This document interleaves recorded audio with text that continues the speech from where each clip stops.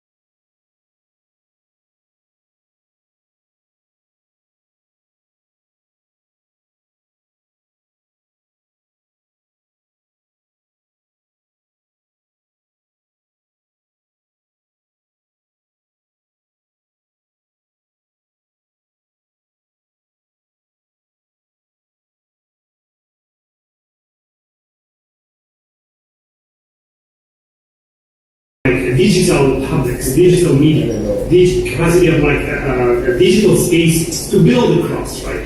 And what they actually capitalize upon, right? So in this sense, like the space that is delineated through this relation to the devices, to the phones, right? It's of course always flowing, like there's always a flow of data, which is also the flow of our everyday life, ordinary life. Like, I remember like back few years ago, the idea of the Internet of Things as like this ever-going connectedness of things seems to be such like a nightmare or such a big opportunity, whatever one looking for, right? But I think thinking here with ontology, the ontology of the images, right? And the ontology that's come up with this way of image making, which I drawn myself into. I was drawn into it by in the sense by Don Sam at the party here, like Voncujovi and African Magic Temple shrines, like where the fact that I entered that space, even if I was a bit like shy with the camera, but then the camera in a sense was brought into, and I cannot forget forever, like the idea of like, there's something happening at the shrine, there is a ritual going on, and Christo would say, where is your camera? I'm sorry, we have to do the work here, and the camera is part of it. So, in that sense,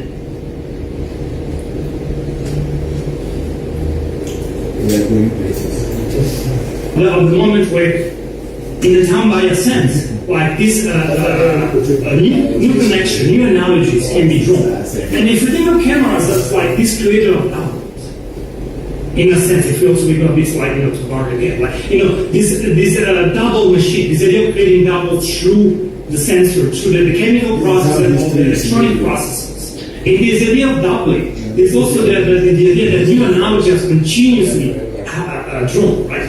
And here I'm perhaps like evoking a little bit the idea that digital image making is ultimately still analogical image making in a certain sense, right? So there is a continuous like exchange between the worlds, right? So in a sense, like the performance is a space that still today has to be delineated, has to be called scope. And if you think about like the chapter with Osama and the smoke and the like streaming of the smoke and the repetition of that moment, right? Because the person who is receiving, who is on the other side of the ritual, who is actually at the center of it, even if it's displaced by the geographical distances, right? But in that liminal space that is created, we want those signs had to be perceived. Even if it might require a sort of like repetition, which might instill some doubts, but it's precisely a feeling that repetition, in the fact that the ritual is repeated,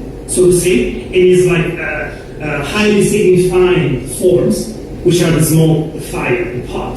The fact that those threads are repeated, I think it signals very well that to enter the space, one has to participate in it. And in that participation is where, like, my performance theory my theory around the camera, that I plan to develop a little bit more, it's crucial. But I would say, like, the camera as like this device that is productive of doubles. And the circulation here is crucial. Perhaps we will get too long as well. But we could think about circulation and like production. And even like in a way, like, evoking like the links of like Swedish Marxism and so on. But I wish we would have more time. Thank you. We will have to meet at this time, I'm afraid. The next opponent will be Professor Toshatsu. Dear Mr. Candidate, it was an absolute pleasure to read this highly original dissertation that I believe breaks the ground in the study of traditional religiosity or spirituality, if you will, in Ghana. So I wanted to express my gratitude. And moving on for the sake of time to the question, your dissertation distinguishes between different expressions or conceptualizations of African religiosity, and differentiating African spirituality from various intellectualist projects or tradition capitalized as constituted by ethnological and dictionary archives. However, one category that seemed to fall through the cracks was the somewhat institutional communal model of traditional religions, rooted in localized hierarchies where religious offices are inherited and revolved around traditional hierarchies raised in the so-called traditional areas. While certainly shaped by missionary discourses composed in Pagans' cultural policies, this model tends to present itself as the primary communal expression of traditional religiosity in the context of Ghana. In contrast, the figures at the center of your dissertation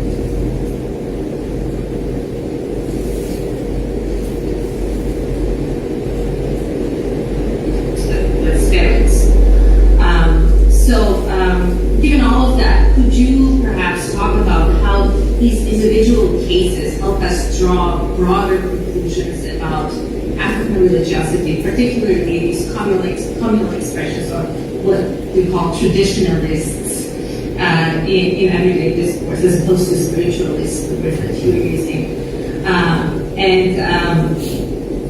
Tell us also how your findings can be applied to this model, and whether they can be applied to it, and what kind of shifts in our approaches and methods would that application entail?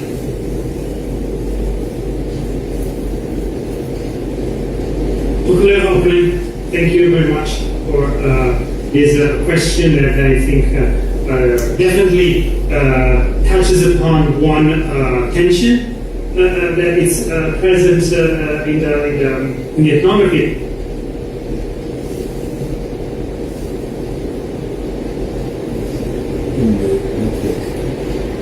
Okay, first glance, like new emergence, right? A new emergence of like new actors in this highly competitive media space, market space, spiritual space, and here I kept going. I think to the relations that are built throughout the infrastructures of so-called internet, and how those relations are, translocals, we could call them, and one very core, I think, part of this work has to do with the necessity to bridge between the oceans, between the Atlantic, between what we call the Americas and what we call the Africa, and the way to think in a way like in colonial wars. So of course these opens up the question for like what to do with the way, what to think of the practice of a tradition that is rooted in community formation. It's rooted in community formation on the land of the space we call today Ghana, but throughout West Africa. Right? And in that sense, like some of the figure of this ethnography, actually all the figures in the ethnography entertain relationship with the space, we call the village, we call the countryside, and then relation with their own like kinship and family ties and so on. And they participate actively. And we know very well that these are like highly politicized spaces in which a lot of like nation building has been happening. By focusing on the place that spirituality occupies, or the political institution that we find crucial for community formation, and the place of the spiritualists, or we call it the traditionalists, right? And the way they relate to like installment functions, the way to relate to annual festivals, the way to relate to this everyday ongoingness of life through like the management of a certain very well calendarized and cosmic connected performance movements. Those are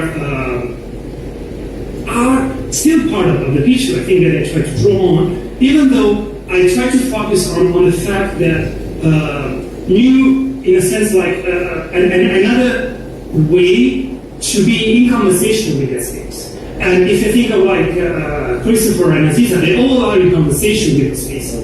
But they also like, again, and this is where like how people think through the idea of negative symbiosis, right? They live in a city like Accra, which is a city where, for instance, the land is always in a sort of like continuous commodification, commercializations, and to establish like, I think like African Magic Temple, to have that shrine, to the fact that that shrine exists on the sphinx, on a land that is way of course.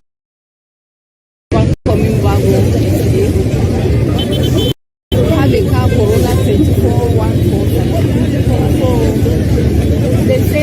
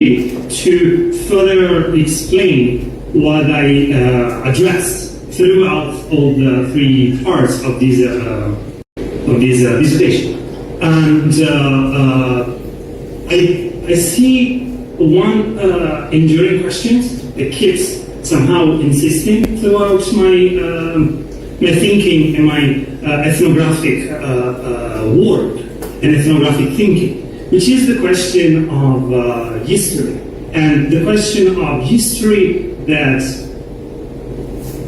necessitates that it's pointing through the life, to the life forms, through the different peregrinations, through the different movement, through time and through space that I try to convey within the limits of written text throughout the dissertation, the continuation, what I addressed as a sort of like this film that could be expressed but only partially captured through a form of historical analysis, or through a form of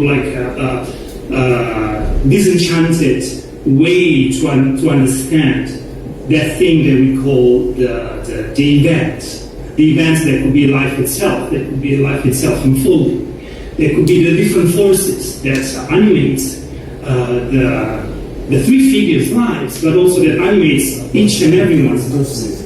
And in this sense, to think with, especially here, think with Christopher Voncujovi, illuminated for me a way to capture, a way to give form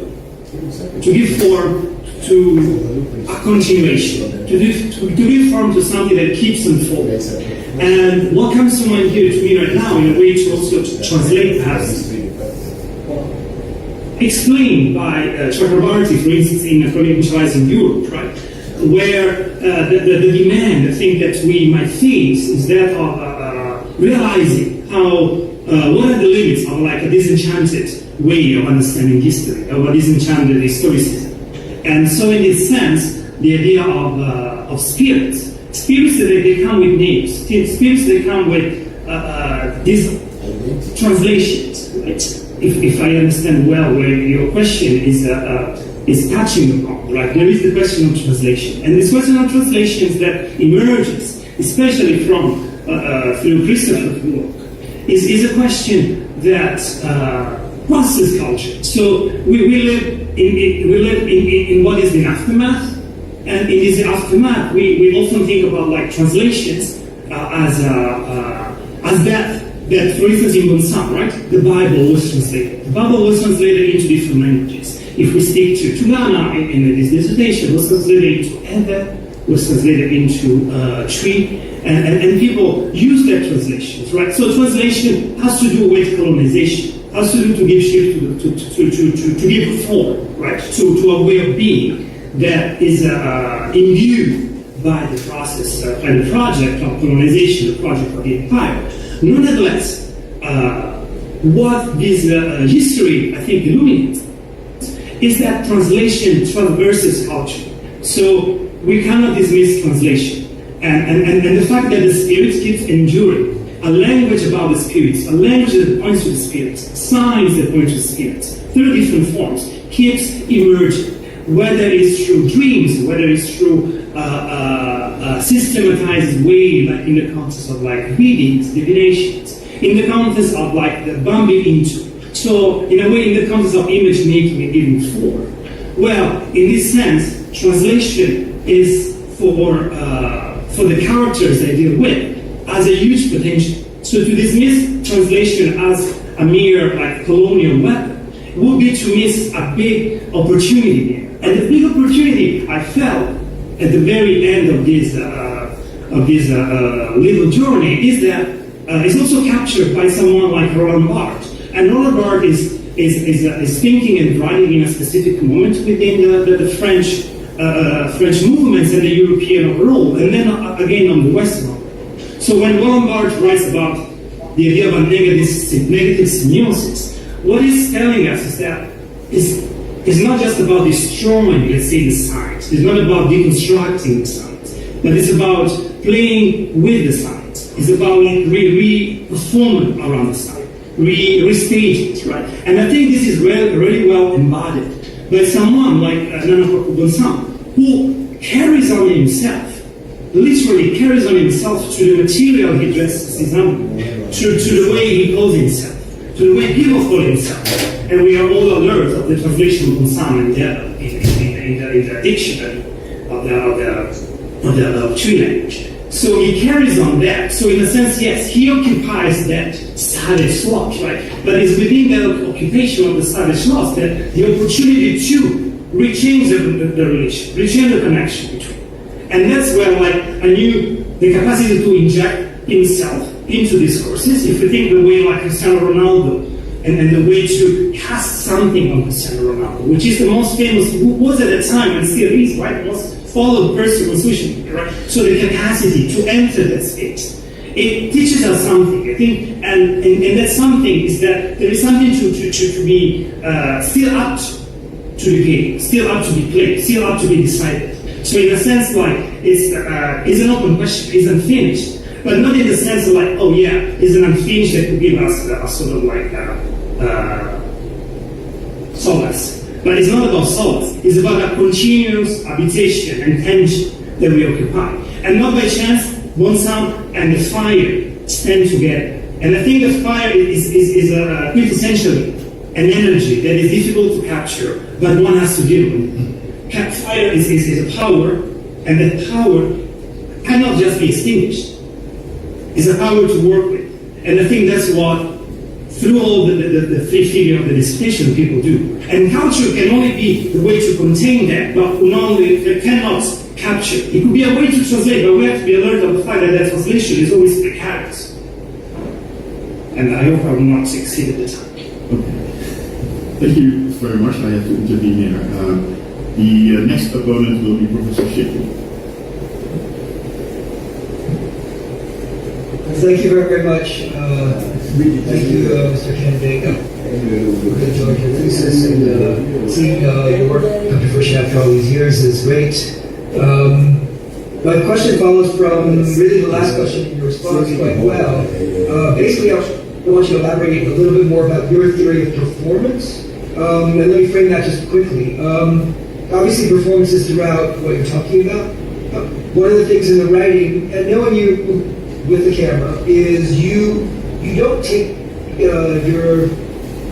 performer's theory of performance. You're elaborating a theory of performance, which often includes yourself as an ethnographer with the camera, and you frame yourself as part of these moments as engaging in the people's work that you're talking about. But you also, at the center of your project, is looking at three different people who are taking ideas of spiritual mediation and performances and elaborating them across space and time and remaking them. You referenced Stanley Tamaya's kind of critique of Adam's Pritchard, and their concern with performance in ritual sense. And for post-anthropological theorists and strict performance theorists, there is a kind of framework through which something is a performance, and outside of that, something which isn't a performance. And within the performance spaces, there is the chance for something to be transformed. Tamaya critiques Adam's Pritchard and says, okay, there's a way in which performances align certain things in new ways that creates new semioses, which then can transform things by quote-unquote magic. I wonder if you can elaborate your theory of performance a little more in the sense of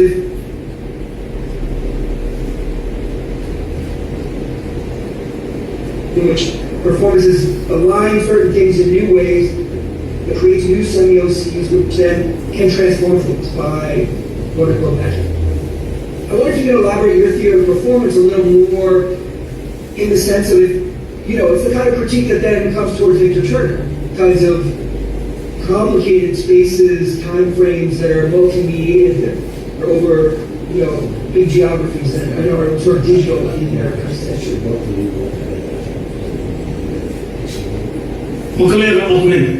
Thank you very much for your question. That gives me a great chance to reflect, for real, on the possibility here, I think. And I think the way you mentioned Victor Turner toward the end of the question, like an idea of like liminal stages, and then there, I think in that work, like there is the capacity of like science to be related, science to be transformative, right? And of course within us a very delineated spatial and temporal configuration, right? And throughout the ethnography, I specifically try to inject, literally to inject the flow of words, the flow of previous words on which I build my reflections, right? With the voices and the gestures of the interlocutors, of the protagonists, of the characters, of the figure of the ethnography. And in this sense, like what I try to do helps through very explicit graphism.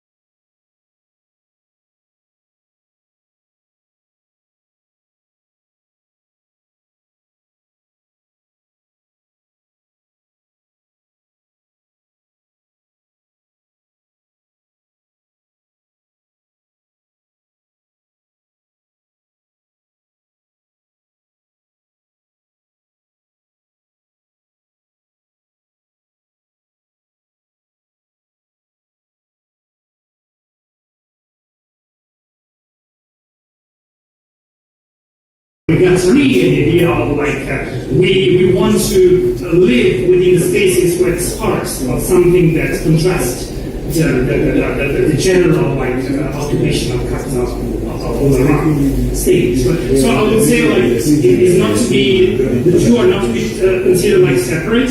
They are always ongoing transactions, and I think that's where the discussion also should definitely go. Okay, thank you. We move on to Professor Austin. Thank you very much.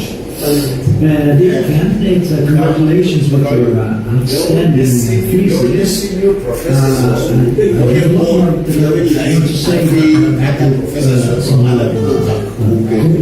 say it was just my question for you. So my question concerns your analysis of communication technologies and religion throughout the thesis. There are many points in your thesis. New media and internet emerge as conduits and reshapers of religious practices, and we discuss very skillfully a rich body of works of people who have analyzed the ways in which we have to rethink the relation between religion and media. And you give a lot of emphasis on presence and absence, which I think is really enlightening. Nevertheless, at several points I was also wondering more about the relations between, let's say, internet, new media, post-colonial space and religion, and how these have transformed in the past decades.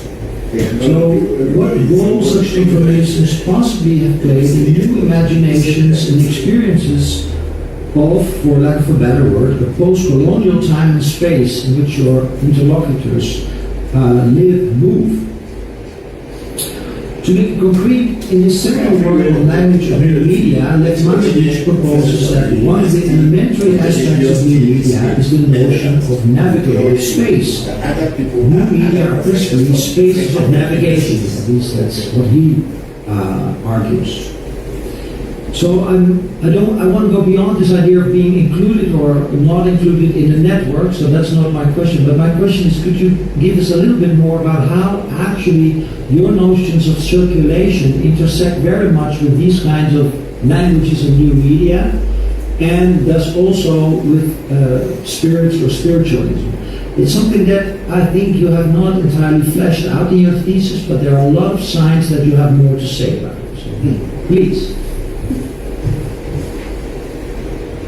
Okay, Bokor, thank you for the chance given me here, because definitely the new media component of the ethnography has been one of the driving forces of my journey, so to say, up until now, since the beginning, and it's definitely worth of reflection. Especially given how you express, like the last, we could say, for instance, the last decade or so, as a moment to see the glimpses, I think, the glimpses of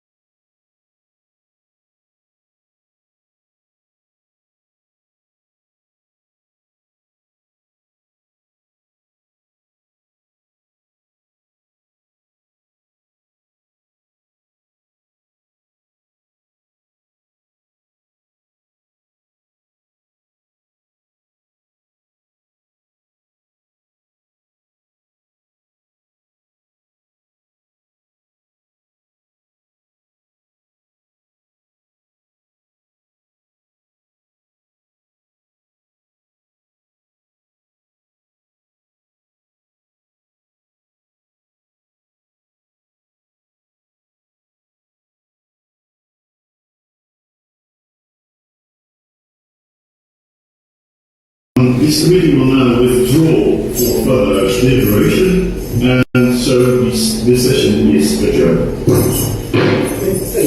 I just will go back and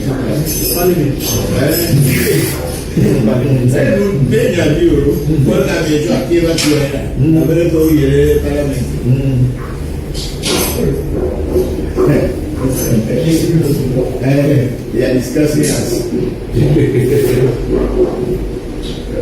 So they do it up to some point, then maybe it's a break. Then you come back. Yeah. How about you? It's almost about 30 minutes. Place PhD defense, Utrecht University. Very good. Now,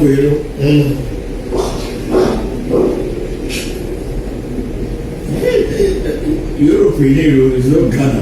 Europe, people are sitting down and talking about African American and all that.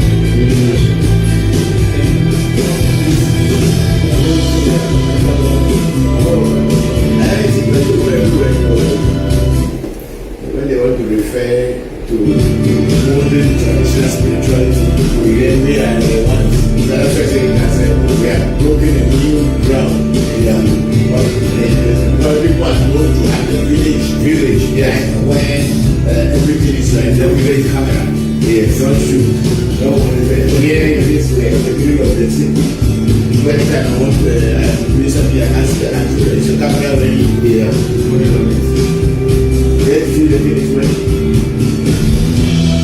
But before spirituality, they said that you can't use camera. I know. When you feel display the camera. Spirit display the camera. You can't take pictures. You can't take the pictures. Of yourself, they say, no, don't take the pictures. You will destroy the camera. You will pass that.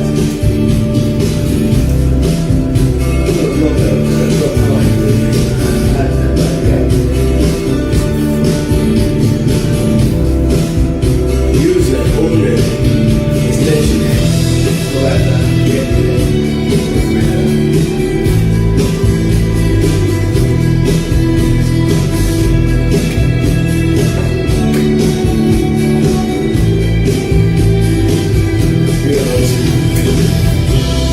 this one we do acting small, living real life settings. And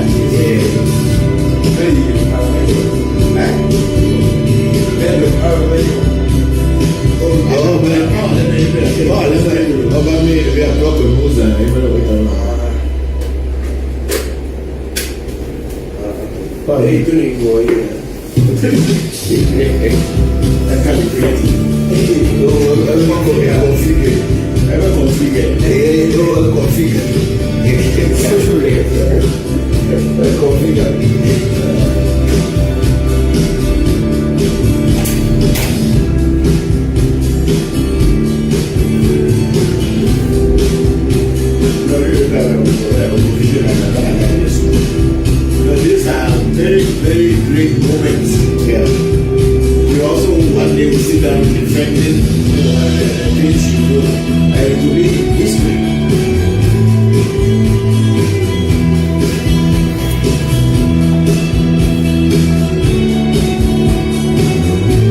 Also, it's also going to do his PhD one day. Then it's going to do his PhD one day.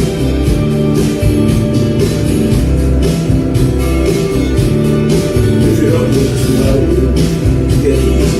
Okay, imagine that.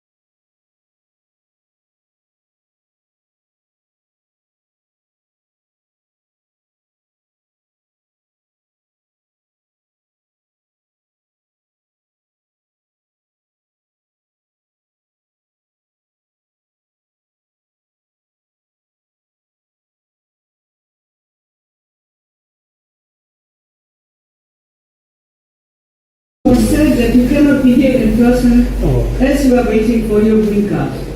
But working with and on screens is part of your second nature, as you showed throughout your participation in our Religious Matters project and in your PhD research. You are the one who is able to make the connections technically, but also socially. And you were very keen to study the implications of the internet for how people of African descent get connected with. We have known each other since around 2014, I think, when we met at a workshop organized by Professor Mariano Pavanelli on witchcraft in Africa, and 2 years later you started your PhD project here in Utrecht. While there has been a lot of research on the strong public presence of Pentecostalism in Ghana and its loud demonization of indigenous spiritual ideas and practices,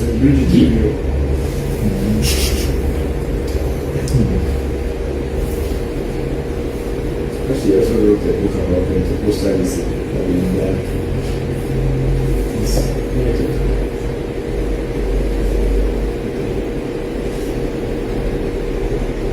the broad availability of the internet played for a new kind of worldwide indigenous spiritualists to address audiences in and beyond Ghana and to speak up against well-trodden Christian assaults presenting African spirituality otherwise.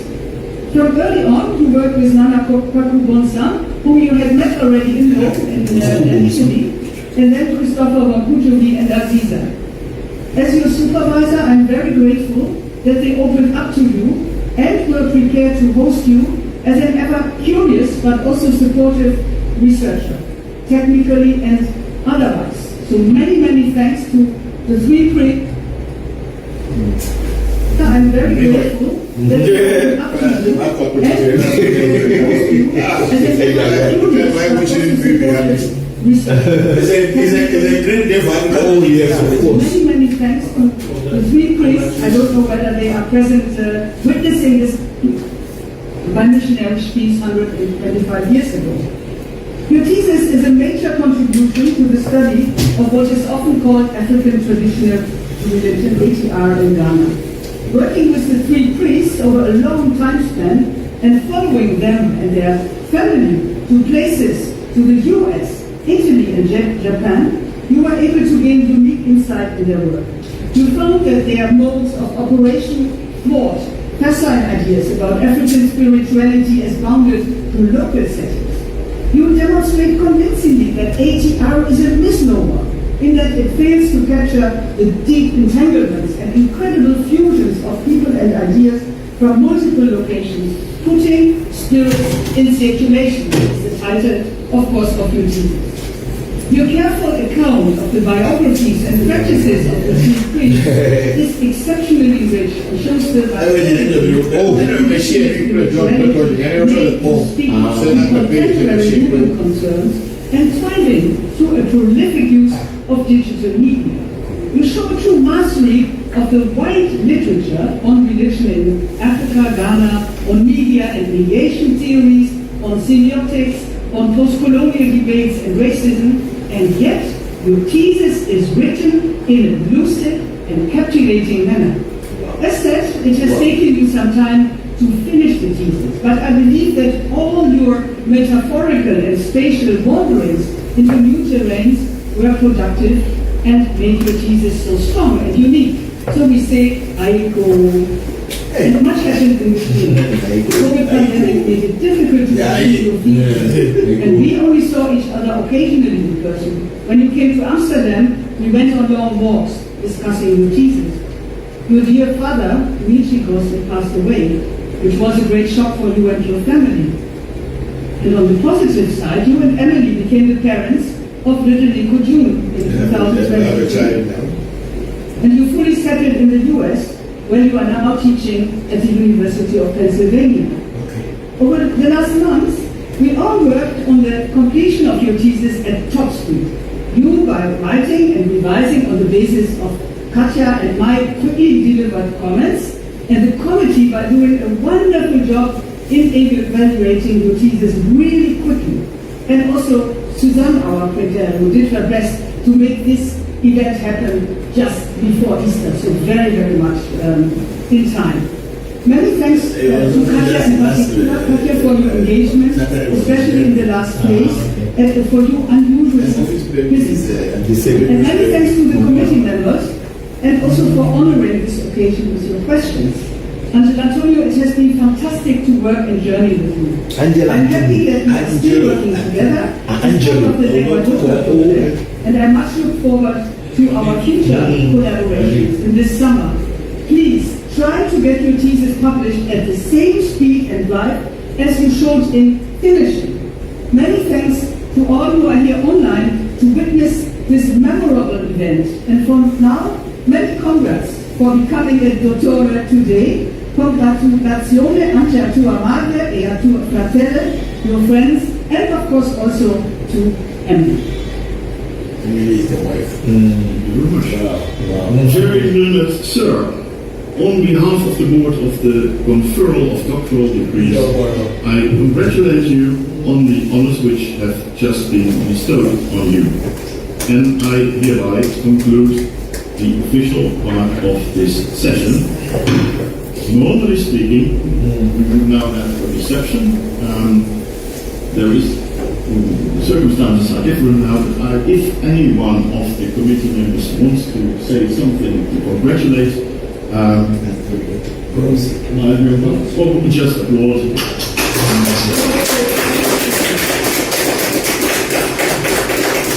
Thank you very much. See, the good thing is that nobody has actually done this kind of research about using social media. Does any of the audience who are present online wish to say religion or spirituality? That's why he's always crying. Yes, of course. Dr. Antonio, you've really demonstrated capacity and excellence at this moment, both in terms of writing and delivery. Congratulations to you. Dr. Antonio. Now it's no more. Thank you. I think that this really concludes this session. If you are agreeing to okay. But I would like also say a few words to find Antonio. It was so much fun seeing you again. I've known you just from the start of the meeting, and from now I'm here at the finish line. Who said they here? For your personal life and also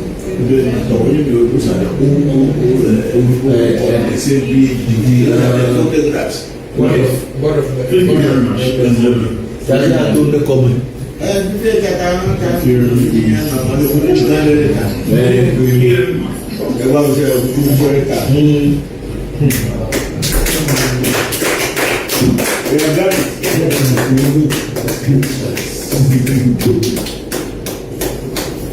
It's a pity you are not here. It's a pity he's not there. Poor things. You have to cross time. Wow. Wow. Okay. I will call the screen. Thank you for joining us. Wow. Congratulations again.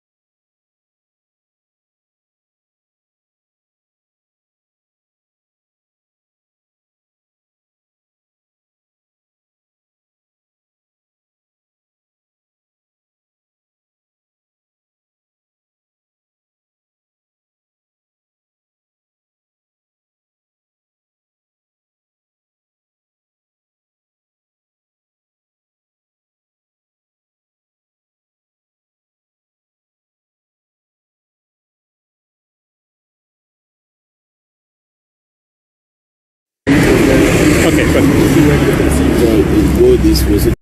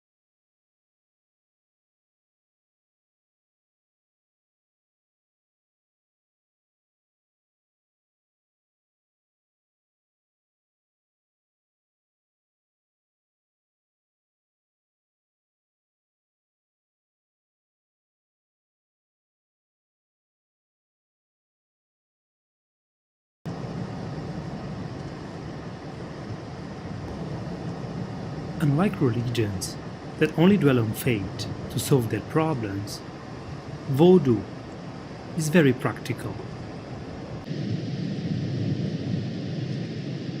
It is this practicality, one of the main teachings I was lucky to learn from Christopher Voncujovi at African Magic Temple.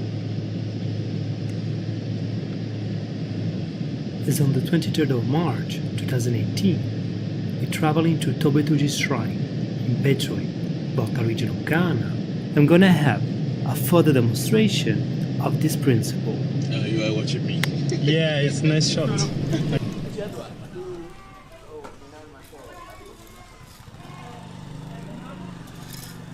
Here, a ceremony to feed the spirits of the temple is about to start, and I'm following and documenting as part of our research on modern African spirituality in contemporary Ghana.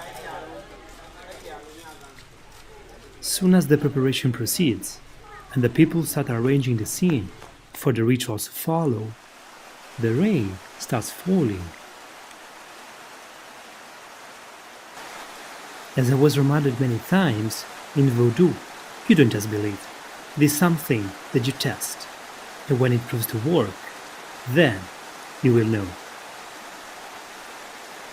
Because of the rain, Christopher Voncujovi calls the spirit named Awulakpo to ask for the rain to stop. Awulakpo means sack, because it's carried along within a sack in order to face unexpected situations.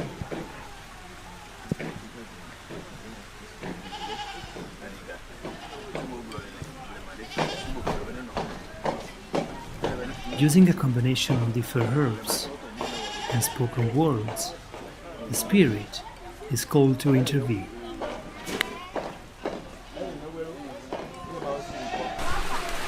I'm setting it so that you can see if you can stop the rain. We are supposed to set it before the rain starts. Ah, okay. But then now it started already. We'll still see what it can do. Yeah, we'll wait. We'll wait and see. That one.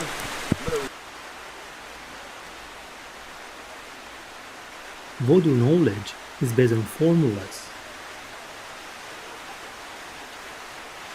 that had to be tested and proven.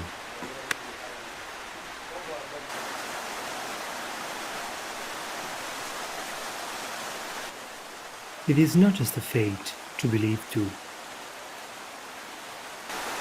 It is very practical, and as in this ritual to stop the rain, its efficacy is revealed in the practice itself. And after a few minutes of heavy rain, it stopped.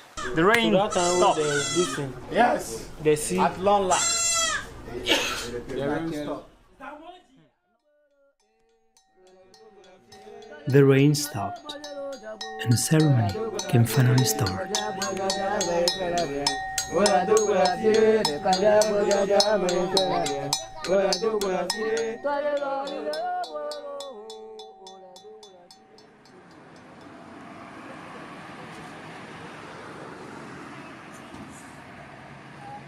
Few months later, at the end of May, we are back to Spintex in Accra at African Magic Temple.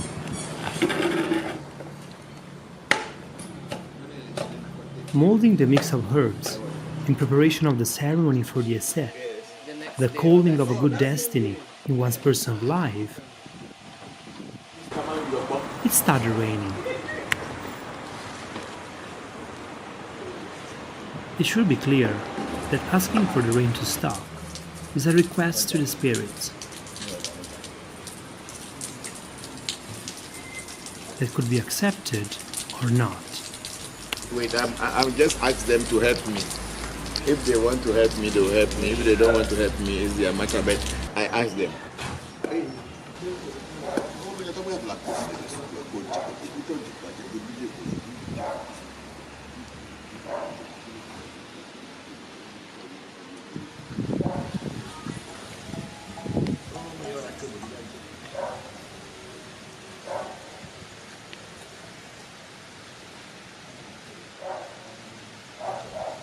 And the Awulakpo is called again.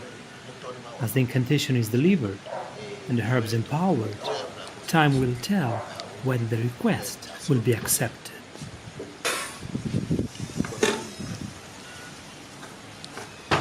Now we wait.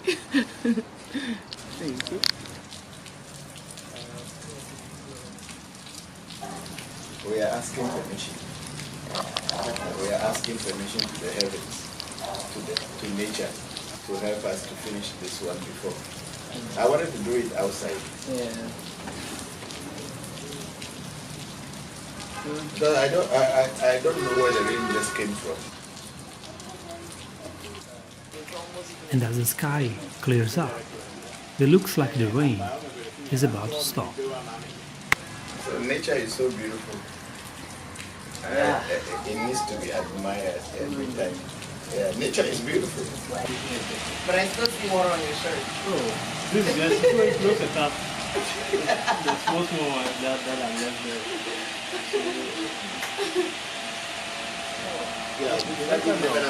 You can still put And following Said outside, looking at the sky, What do you think? I realized It stopped. that nature replied. That's why I say Voodoo is not good. Yeah. In that sense. Split seconds. Yeah, you call the Voodoo and tell them you are begging them to give you a chance. They listen to your voice. They work on And to be able to speak with your voice is Voodoo. Voodoo is nature, and attuning to its time is about practice, knowledge, and experience.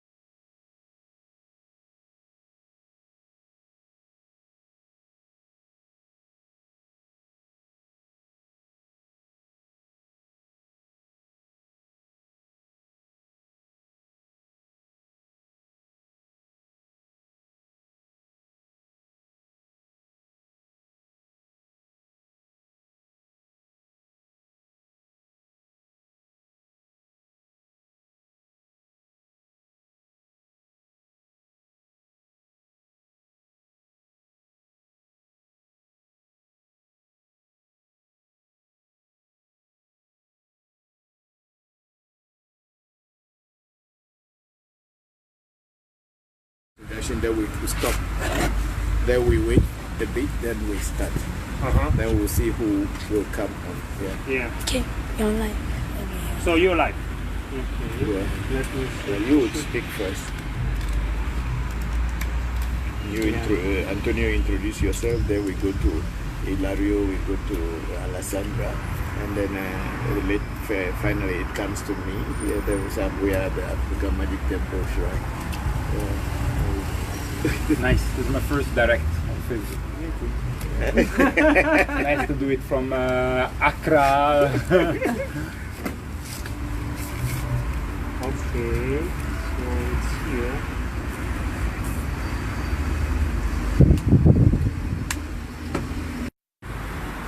I don't know. Sesame I don't know that Bokor is in Amman. Bokor is in the 2 views.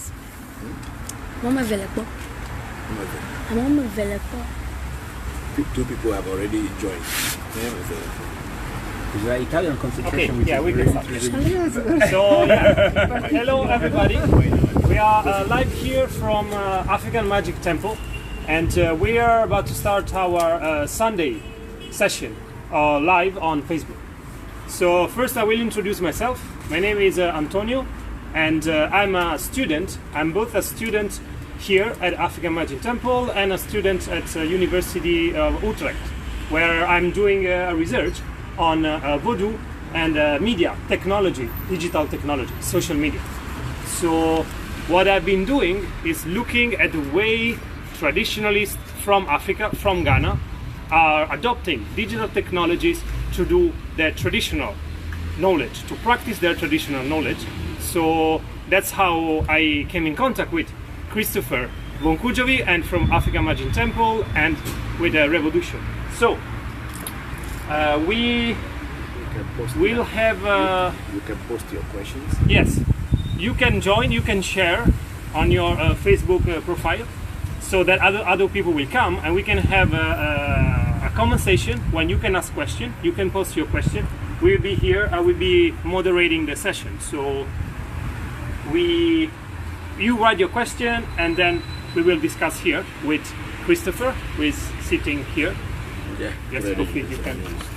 Hello everybody. Today is a Sunday again and we are doing the Facebook Live, and Antonio is moderating, and we have other friends also from other parts of the world. They are also here at the African Magic Temple. We are at the shrine of Tobe Damalie. As you can see, the old man's shrine is here. So I'm sitting here. Post your questions and we'll try to answer you.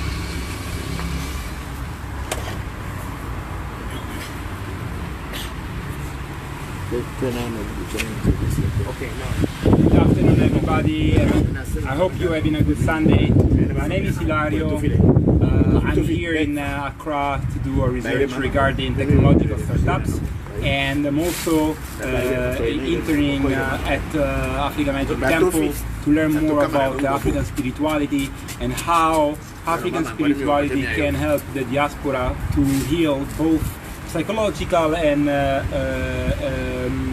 spiritual wounds that being created because of the separation from the motherland. So I'm happy to be here at the session today, and I hope we make it very interactive and interesting. Thank you. Good afternoon, I'm Alessandra. I'm from Italy. I met Christopher 2 years ago. I carry on many years ago research. I'm an anthropologist on Voodoo in Togo and Benin, and now I'm here to learn new things with Christopher. It's okay. Have a nice day. Okay, here we are now. Thank you everybody. So you can post your questions. And if the sound is not good, please let us know that the sound is not good, and we'll find a way to adjust it if we can. But then if we try and we cannot really adjust it, you have to manage and then manage with us and bear with us. But so for now, we are ready. So post your questions and Antonio will be moderating and I will be answering your questions.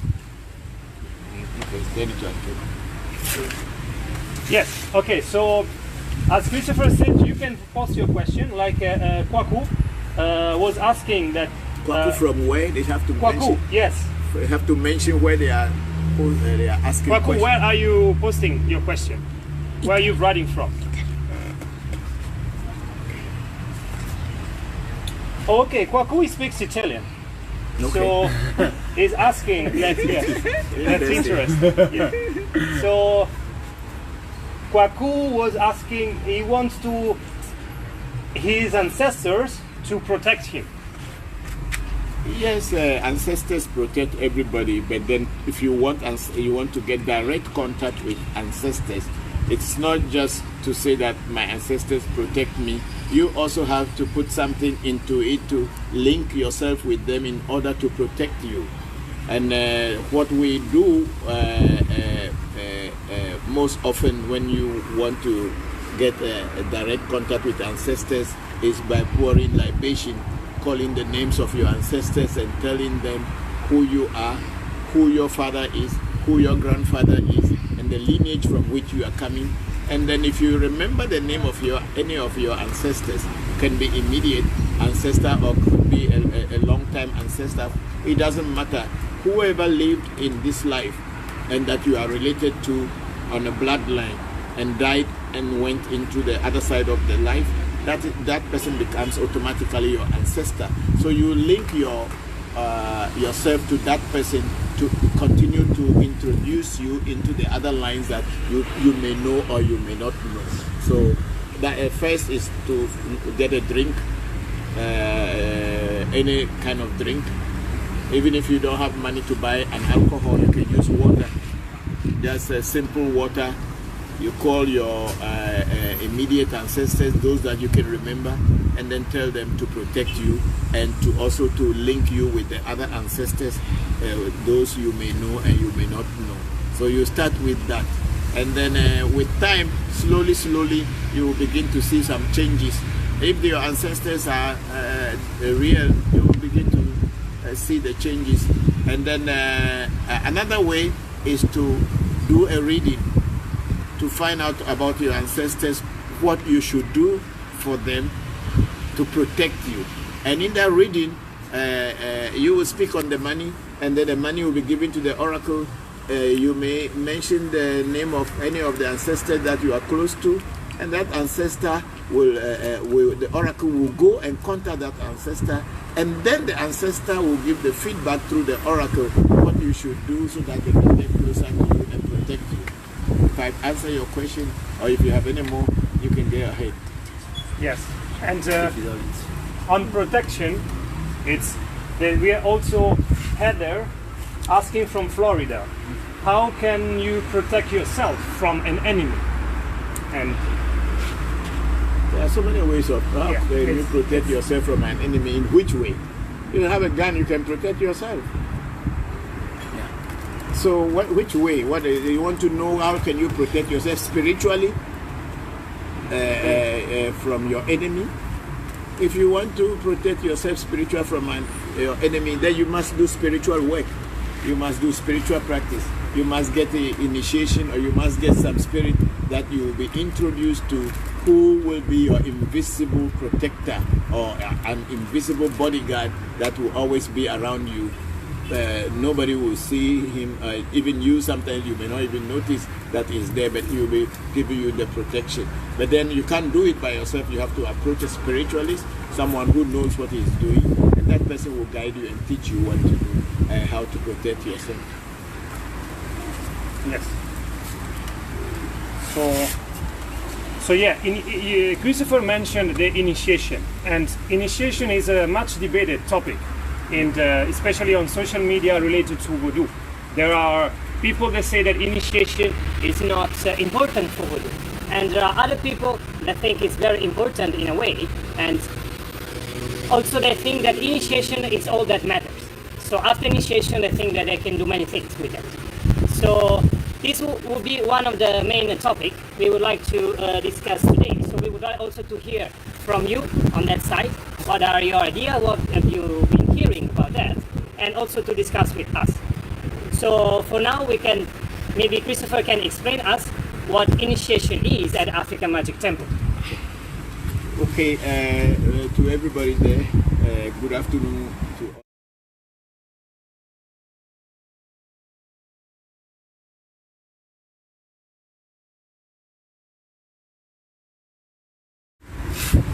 even when you go to school, you go to college, they have a night that is like an initiation night, where all newcomers to the college will be invited, like induction or a matriculation.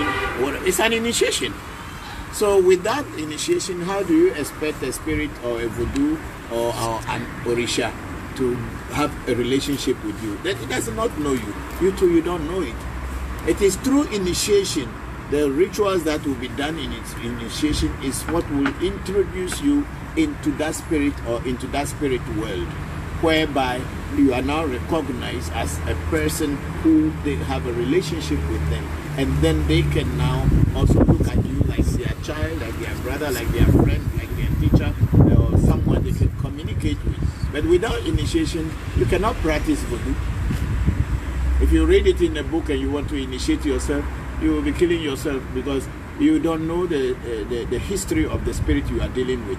And you can't just initiate yourself into it without the proper guide. And you go, it's a whole lot of things to go. I've had students who had done those things in the past by reading things in books, and then they just started practicing, and then later they get a hallucination, all kind of things, and I have to try to correct it for them, because listen, we also had a friend who was initiated somewhere in Cuba, but then the initiation they gave him was not proper, and then he thought he could start doing things on his own, and he had some kind of challenges, psychic challenges, and I had to come in to correct that again, and then he is again okay. Maybe he will be watching us as a Facebook Live, and he may probably come out and tell about his own personal experience. I'm not mentioning anybody's name. Whoever had got those experiences, they know. Any questions from Antonio? Then you can be bringing it, then I can continue. Yes, we have Yiren, and he was asking the meaning of star reading. Who's reading individual's star? In Voodoo, we don't read stars. Star reading is an astrological concept. Voodoo is not astrology. Voodoo is herbal and spiritism. So we are not doing star reading. Voodoo, or in our shrine, there's nothing called star reading. We do a reading, but it's not star reading.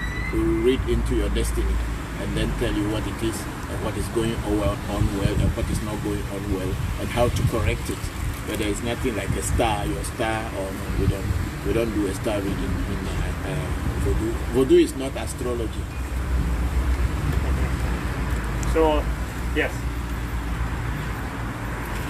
So this was the question about the star reading, and Yiren is writing from USA. And then we have another question from Gloria, and Gloria from where? Gloria Delgado, but she didn't write from where. So yeah, you can ask your questions. So we welcome the new people that joined live streaming. So you can post your question here, and then we will answer. We are those sitting questions. under a very cool and quiet shed here in this light afternoon, so you can ask your questions. Yeah. So Gloria, what do you want to ask Gloria? The question was about a court case. A court case that she has? No, I don't know if she has. She was just asking about how do she get someone not to go to court. Okay, in Voodoo. That is Voodoo, like this. In Voodoo, in Voodoo, we do a lot of things. That's why I say Voodoo is not astrology, spirit. And you should understand nature is visible and invisible. Nature is not only visible. So the nature... It was paused there, but you repeat. Sound is not coming? It's okay now. The sound okay? So nature, Voodoo is spirit. But when you go deeper to explain what Voodoo is how a human being can live in harmony with nature. A human being living in harmony with nature. This is what that Voodoo is all about. But also you should understand that nature is not only visible, it's also invisible. There is visible nature and invisible nature. And this invisible nature is what we in Voodoo we call spirits, because they are also creations, or they are also created just like human beings, but they don't have the full fundamental factors to create a physical thing for you to see. Some may be only 3 factors, some may be 4, some may be 2, some may even just be a single element that created them.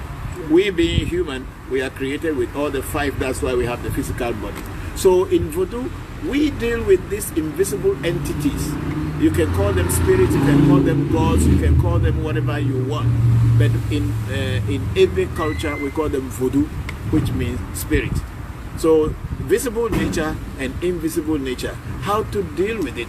So in case of a court case, what we do is that we will send these invisible entities from here with ritual, going to where the court case will be, and all the people who are involved, and telling the Voodoo to tell those involved that they should cool down, because we want to rethink and know how to handle this. So that's what we do. And when you want to consult us on that, we will tell you how it is done, how you can overcome challenges that are far away from you or even near to you, especially like your question of court case.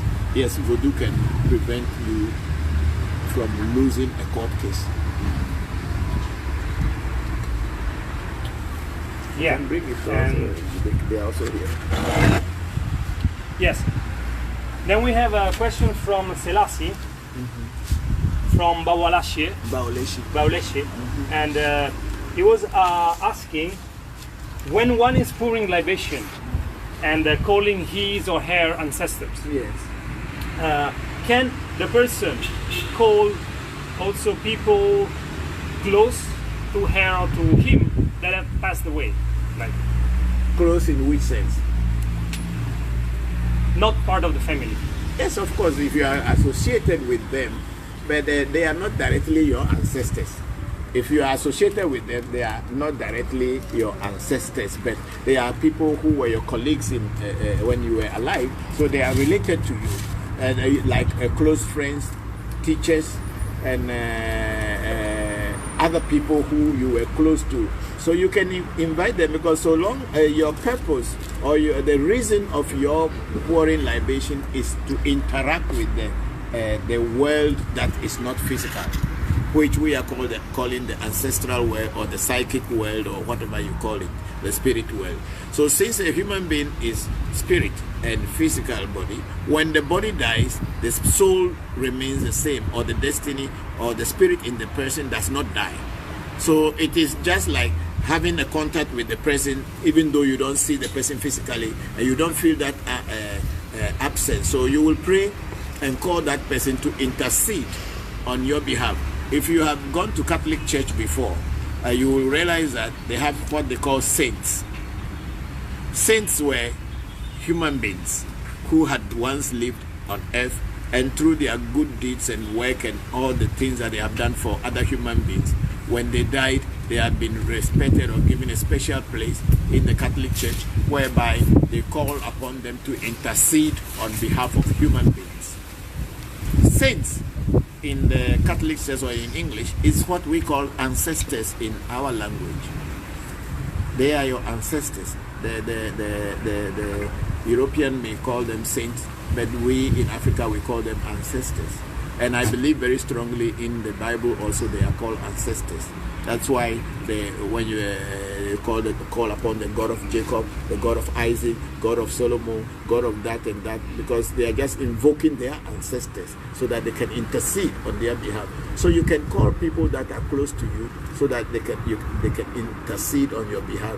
That's why also sometimes you empower them by cooking food for them, to give them more energy, to give them drink, alcoholic drink, to give them energy so that they can have energy in order to intercede on your behalf. So you can call people who are close to you, not necessarily people who are in your blood lineage.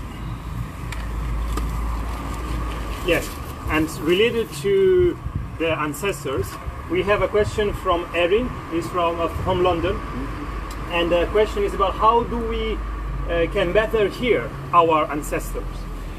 How can we hear them? Yes. everybody can hear ancestor, because if you don't do a spiritual thing and you don't go on that spiritual path of saying that you are doing spiritual practice, it's not everybody who has got the sense of hearing or the sense of clairvoyance to be able to see, or clairaudience to hear. It is not just normal. You need to do practices that can put you onto that level before you can hear your ancestors. But when you are initiated into a voodoo or in a particular way, and if the initiation is properly done, then you can call on your ancestors and to be able to ask questions like, can you tell me whether you are present or you are not present? And then that there should be a physical something that will happen, like a vibration, which will give you an information to tell you that yes, what you are talking or whatever you are saying, the other side is hearing. But it is not just like you just sit down without doing any serious spiritual practice and you expect that your ancestors will be speaking into your ear. You will go crazy. So, do we need initiation to call our ancestors? You don't this need was another question. You keep it there, keep it there, keep it there. You don't need an initiation to call your ancestors. But if you want to have a direct contact with them and you want to see them in your everyday activity, to physically interact with them, then you need an initiation. But just to call and pour libation for them, you don't need an initiation. But if you want to have a direct and a physical interaction with them, then for sure you need an initiation to know the way, the guidelines, what to do in order to receive from them directly. But without initiation, you can pour libation. But then, you know, a lot of people walking on the street, we call them mad people. They are talking in the air, sometimes they are laughing, and they are running away from something. Sometimes they will clap, and we don't know what they are seeing. We call them abnormal people, lunatic, mad people. What it simply means is that they are not in our level anymore. Their mental state has changed. They see things that we don't see. They hear things that we don't hear. And they see actions that take place which we don't see. And they are reacting to that. And for us as ordinary people, being normal people, because we cannot see those things, we call those people mad. But for them, whatever they are seeing and whatever they are hearing and whatever they are saying is real. But if you don't want to be mad, you don't just go onto that path, because you will not know what you are. People will not know what you are doing, and they will term you as a mad person or crazy person. Because deep spirituality is not very far away from abnormality. Yes, and then we have a question. Another question. This is on herbs and also initiation. Yes. And the question is about can we use herbs from one's own purification? Isn't that something like self-initiation? So is it dangerous or not? Herbal bath is not initiation. Herbal bath is not initiation. Initiation is more, because in a real initiation, they must exchange something with you and the spirit. Especially in our shrine at African Magic Temple, when we initiate you, we let you take a seed, which people call paradise seed. Some people call it atakwi, the Yoruba call it atare, and all kind of names given to it, whatever name is given to it.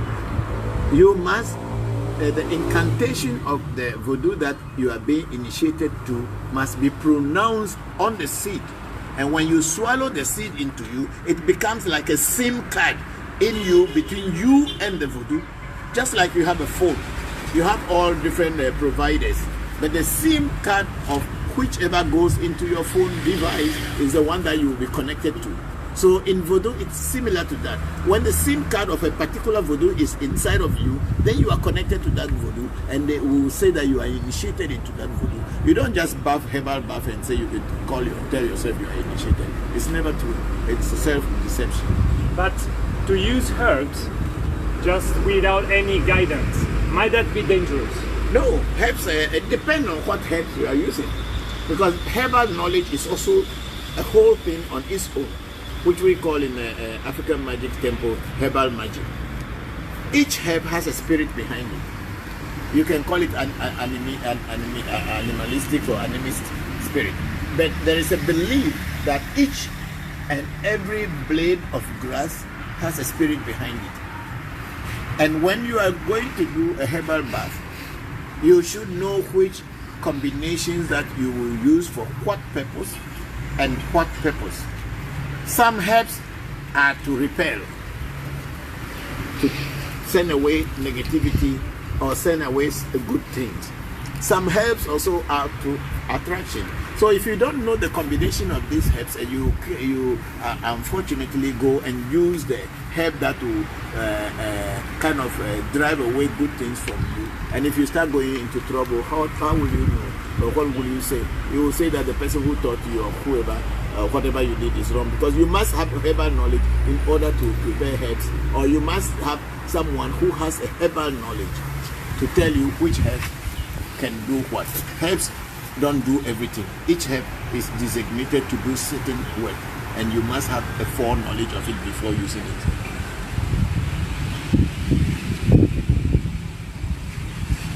And then we have two questions that relates to dreams. One question is how to get clear dreams, and the other is about the relationship between dreams and Voodoo. What is the relationship? Dreams are dreams. Sometimes you dream because you eat too much at night. You dream because you have nightmares. Dream is our subconscious mind being active.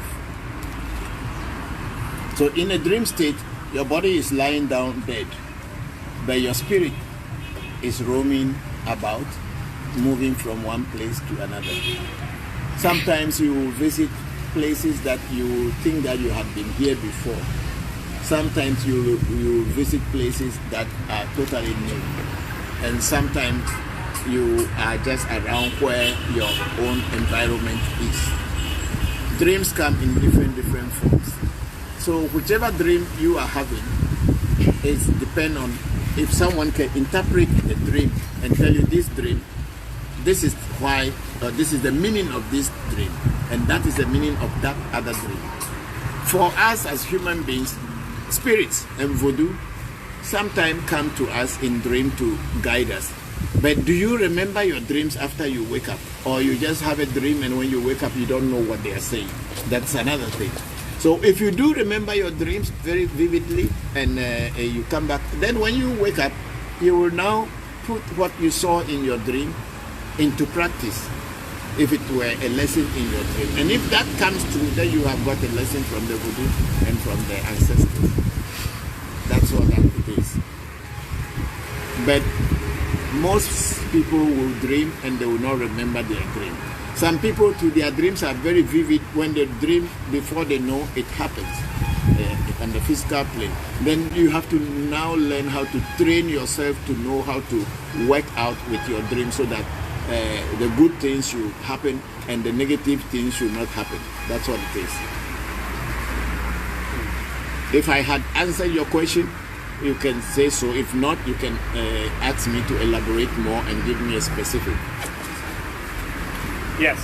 Also because we have other two questions, and one relates, it's also from Eric, and asking about for a non-initiated person, like what would you recommend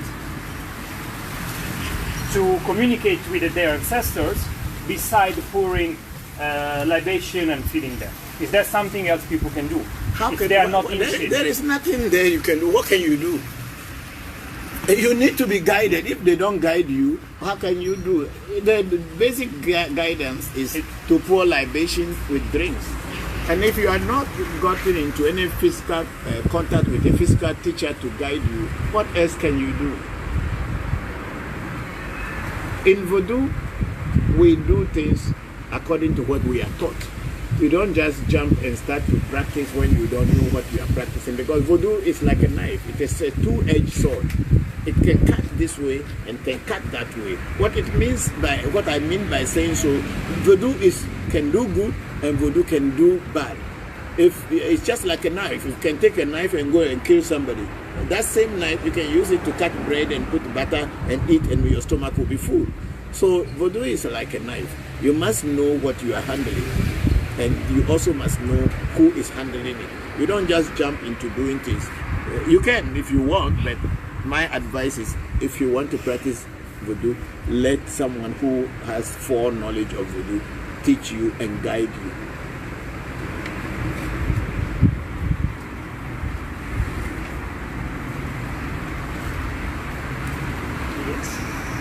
Yeah, meanwhile we have more people joining. Yeah, we have 60 people joining.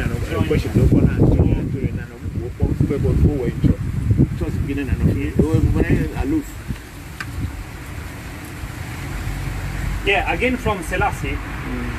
He's asking about do house pets might have a significance in voodoo? Like it may be good for someone to keep a cat or another pet in their house, if that would help. There is not that necessarily significant in house pets or snakes. It's not significant. But what we believe, the Ewes believe, is that when you have pets in your house, when any negative thing wants to happen, especially when it involves death or sickness, serious sicknesses, accidents, sometimes the animals will intercede on your behalf, or the ancestors will use the animal to represent you, just like how we kill chicken, we kill goat and all this in this thing. Even unknowingly to you, the ancestors will use the animal to sacrifice on your behalf so that you, the human being, can be alive. So that's why keeping of pets is also important, or is important or good, in the sense that pets can take some of your whatever is coming towards you, and they may die or get the accident in that. There was a time when my wife was sick, seriously sick, and it was not an easy thing. But then I did a reading, and they told me that I should transfer the sickness into our dog. And then I did that. I transferred the sickness into the dog, and a few days later the dog got seriously sick. So we took the dog to the vet, and they did a surgery, removed the wound and everything, and then the dog became okay again, and not quite long my wife was okay. So these things happen. So sometimes you have a pet and such kind of things, and then they will tell you to transfer the sickness from the human being into the pet. But it's not just anybody who can do that. It is those who are with the master hands. They are the ones who can do such. Okay. So we have now this is going to be interesting. a whole bunch of questions on dreams. Yes. Yes. Like, for instance, we have a question from North Carolina, Sosa, asking about having a dream that's about finding a baby, a baby boy in a tub. It's in a tub. Yes. A bathtub. Yes, probably yes. Okay. So, what is the significance? What might be the interpretation? I guess what that could mean. Yeah, that also will depend on what he was doing. It will also depend on what he was doing the day before going to sleep. So if you ask me, when you find a baby in a tub in your dream, we are not dealing with the Napoleon Book of Fate or Book of Dreams. We are dealing with from Voodoo point. It also would depend on what you were doing that day before going to bed. Then that will give me the clue what it is. But just finding a baby in a tub of water or a bathtub, I cannot really give any meaning to it immediately. I cannot understand. Yeah. Yeah, we need more details about it. Like it's too general. Like also because like when people have dreams and want to know more about these dreams, like what they could do, like what that could be the step for them, the suggestion to reach out someone that can. What I do, because many people are writing about dreams. When you have a dream, normal way in our custom as Ewe's or in a Voodoo custom is that you will go and do a reading and ask the oracle, I had this dream. What is the meaning of this dream? I cannot understand. Then the oracle of Afa, or if there's any spirit that can communicate with the priest or the seer, like I have the Abochi here, my mirror. This is my mirror. Sometimes I use the mirror to do a reading. Sometimes I use the cowries to do a reading. Sometimes we are using the Opele, which is the Pele in Ewe, the divination chain, to do a reading. So the best I can advise is that when you have a dream and you cannot understand, you don't just start imagining things in your mind. Ask people. If you have people who can interpret dreams, you can go to them and ask them, and then probably they have some section to do to get into your subconscious mind and be able to grab hold of that dream and then explain to you. Or the simple way is just to call a reader, tell them the dream you have, or you may not even say it with your mouth. You speak on money, and then the oracle goes into it and tell you what the meaning of the dream is. That way is the best. Yeah. Like me, when people have dreams, sometimes they come to me and ask me that they had this dream and what it is. We do a reading, and whatever the reading will tell, we follow and we get answers and results.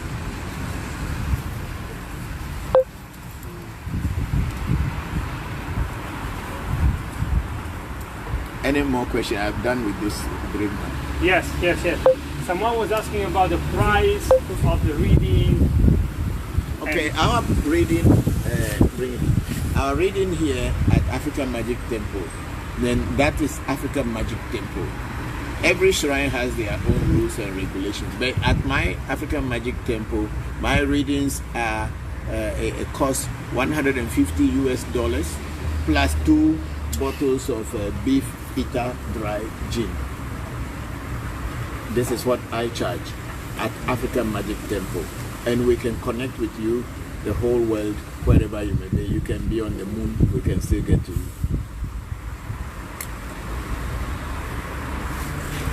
And then a question from Sitsofe, Luis Boama, about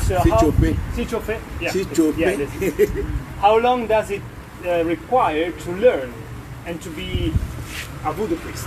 It's a lifetime learning. I think somebody asked me that question recently. Was it you? Somebody asked me a question, how long does it take a person to be a voodoo priest? It's a lifetime learning or schooling, because the truth about it is that you can never know all. You may know up to some point, and you can start using that to help yourself and help other people. But knowledge is unlimited, and you need to continue learning every day. And when you know about somebody who is still better than you, you go and learn from them. So there is no time frame on Voodoo to say that, oh, you learn this. But when you start learning Voodoo, at least give yourself about 5 to 6 to 7 years. At least you will be able to know what you are doing, and you will perfect certain things.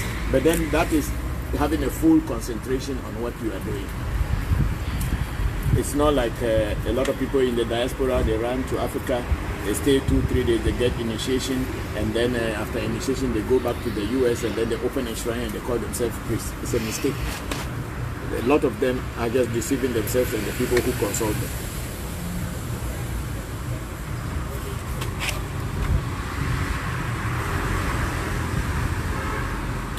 Yeah, and then there was a question about if it's possible to get rid of a voodoo that someone gave to you, or someone you had that voodoo and you want to get rid of. It's something that is possible. Yes, sometimes that's why voodoo is a very, very delicate path, in the sense that So I may have a voodoo in this house who is worrying me, and I cannot really fulfill its ways, or it's not working for me, and I don't like it. But then voodoo is not something you can just throw away, because when you throw it away, you are only throwing away the physical entity called voodoo, but the spirit, you cannot throw it away. So for a voodoo that you have and is worrying you, maybe somebody come to you and so they are looking for voodoo, then you give that voodoo to the person, so the voodoo knows that you have transferred him to another person, and then it will go there worrying that person. That's why to even go and take voodoo, you must make your own research and make sure who is teaching you is the right person to teach you. When you have a voodoo and you want to dispose of it, you must first know all things about the voodoo, what it eats, what it drinks, and what are its days, and what exactly is its rituals. When you know those, then you can now do all those rituals for the voodoo and tell the voodoo that from today you are moving him or her away from you. It should now go back to where it came from to you. So you dismiss it. You don't just throw it away because you don't like it anymore. It will kill you.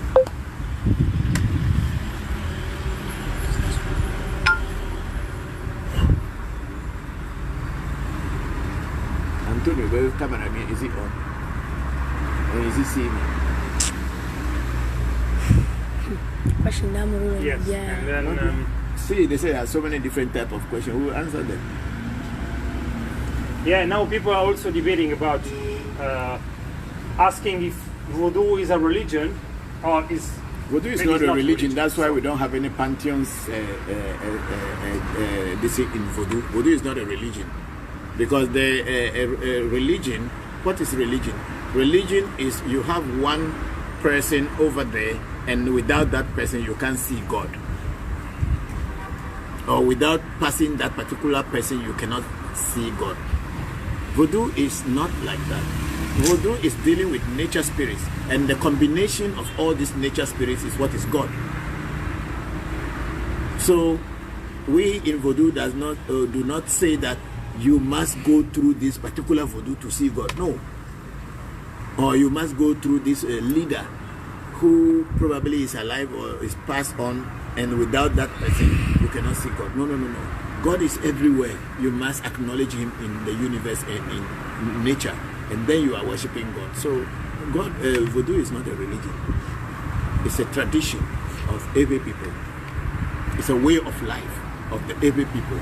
There are certain things that people will do and they will not even know that it's voodoo.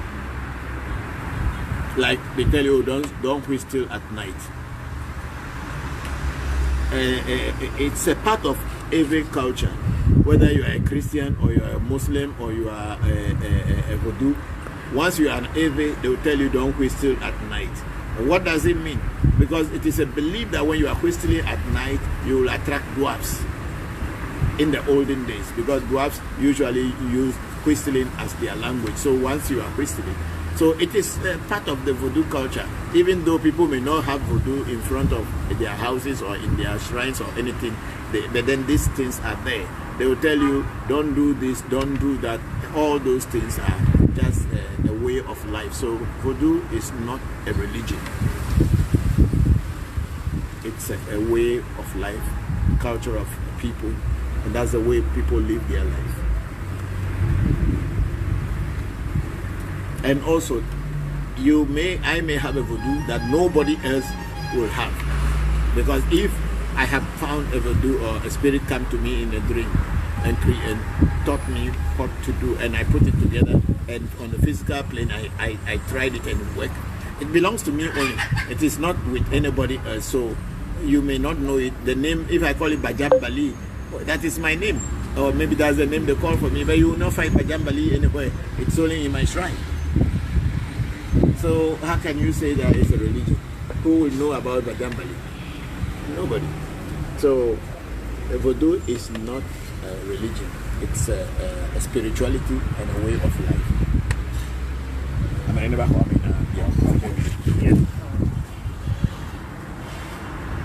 And any question coming again? Yes, People yes, are yes, tired. yes, yes. No, we have a question.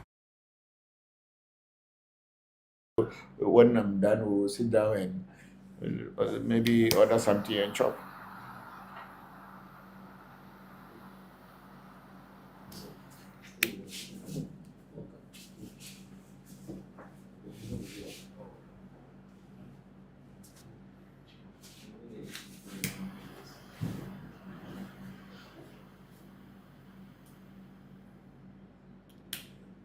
This spiritual work, not many people really know it too. People just know how to talk plenty, but when it comes to the real practicality and the small, intricate distance of spirituality, a lot of people do not know what to do. Even how to pray and invoke ancestors, people didn't, or they don't know. Like yesterday, see the old man, their father, he is from the background of Afa and all this thing, but he became a pastor. He has been initiated into Afa. No, he has not been initiated, but his father and other people are all this thing, but he became a pastor. So the way I was praying and all this thing is just good for him, because we were saying it as it was said when he was growing up. That's why the daughters were getting angry with you. Don't tell us. You didn't tell us all this life, and now you are trying to let us know that you knew it. But what caused him to not go into a traditional scripture? Did he mention anything?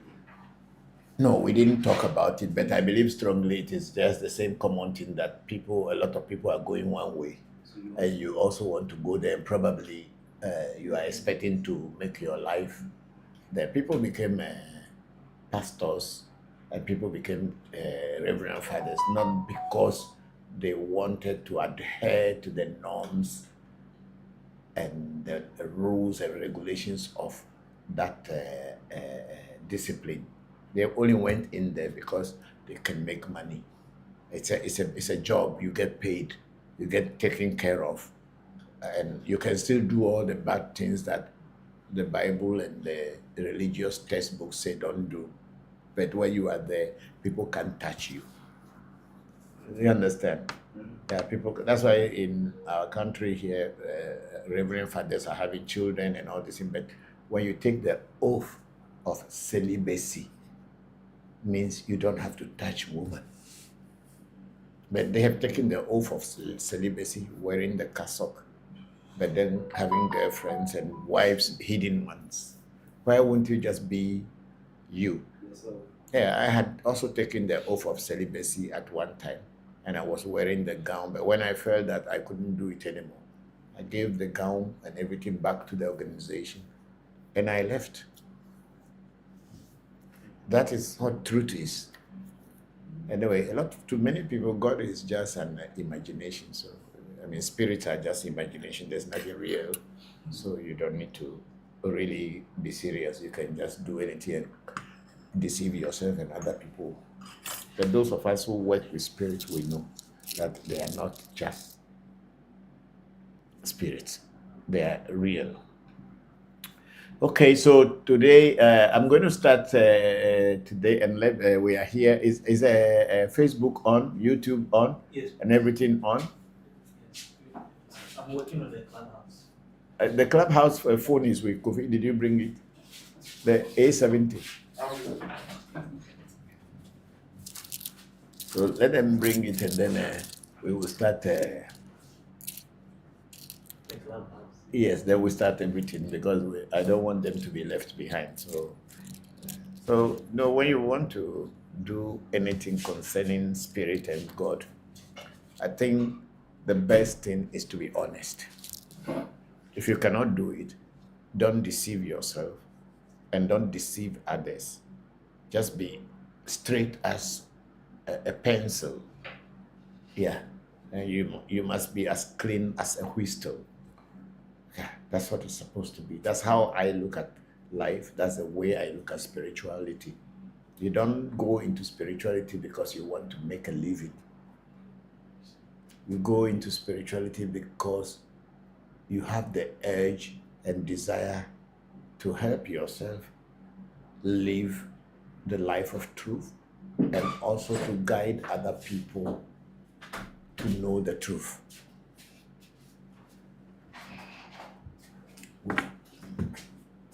It's also finished. It's also low. Wow. We are in a low period.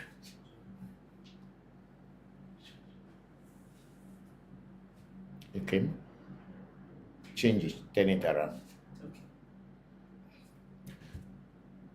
It's coming because the charger, because the charging port had a problem. Sometime if it claimed it was fixed.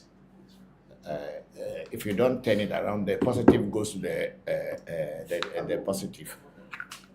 This spirit they want to drink a long time. I fetch the drink here and talking, make the pour it down. They have taken it. Because I'm talking too much here, the drink is on the table. It's just like you have elders sitting down and then you hold the drink in your one hand, you are talking. Before you know it, it will pour out. And, because other people are waiting. It's not, the cup is not for you, only the drink inside is for you. You should drink it and give us a cup so we can drink our own. So fetching the drink and leaving it here, it doesn't make any sense. So they took it. It's finished. Matter finished.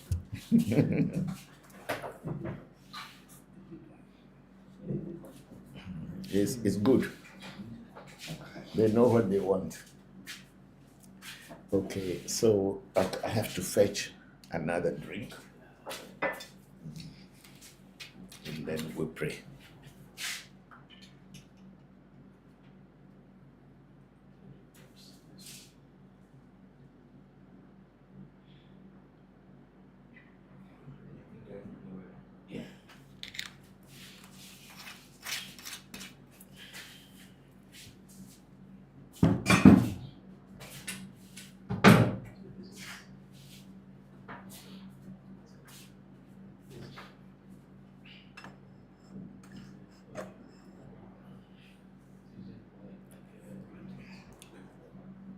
Oh, good afternoon, good evening, and good morning, wherever you found yourself in this very moment. Thank you all very much for having the time and having the patience to wait for us.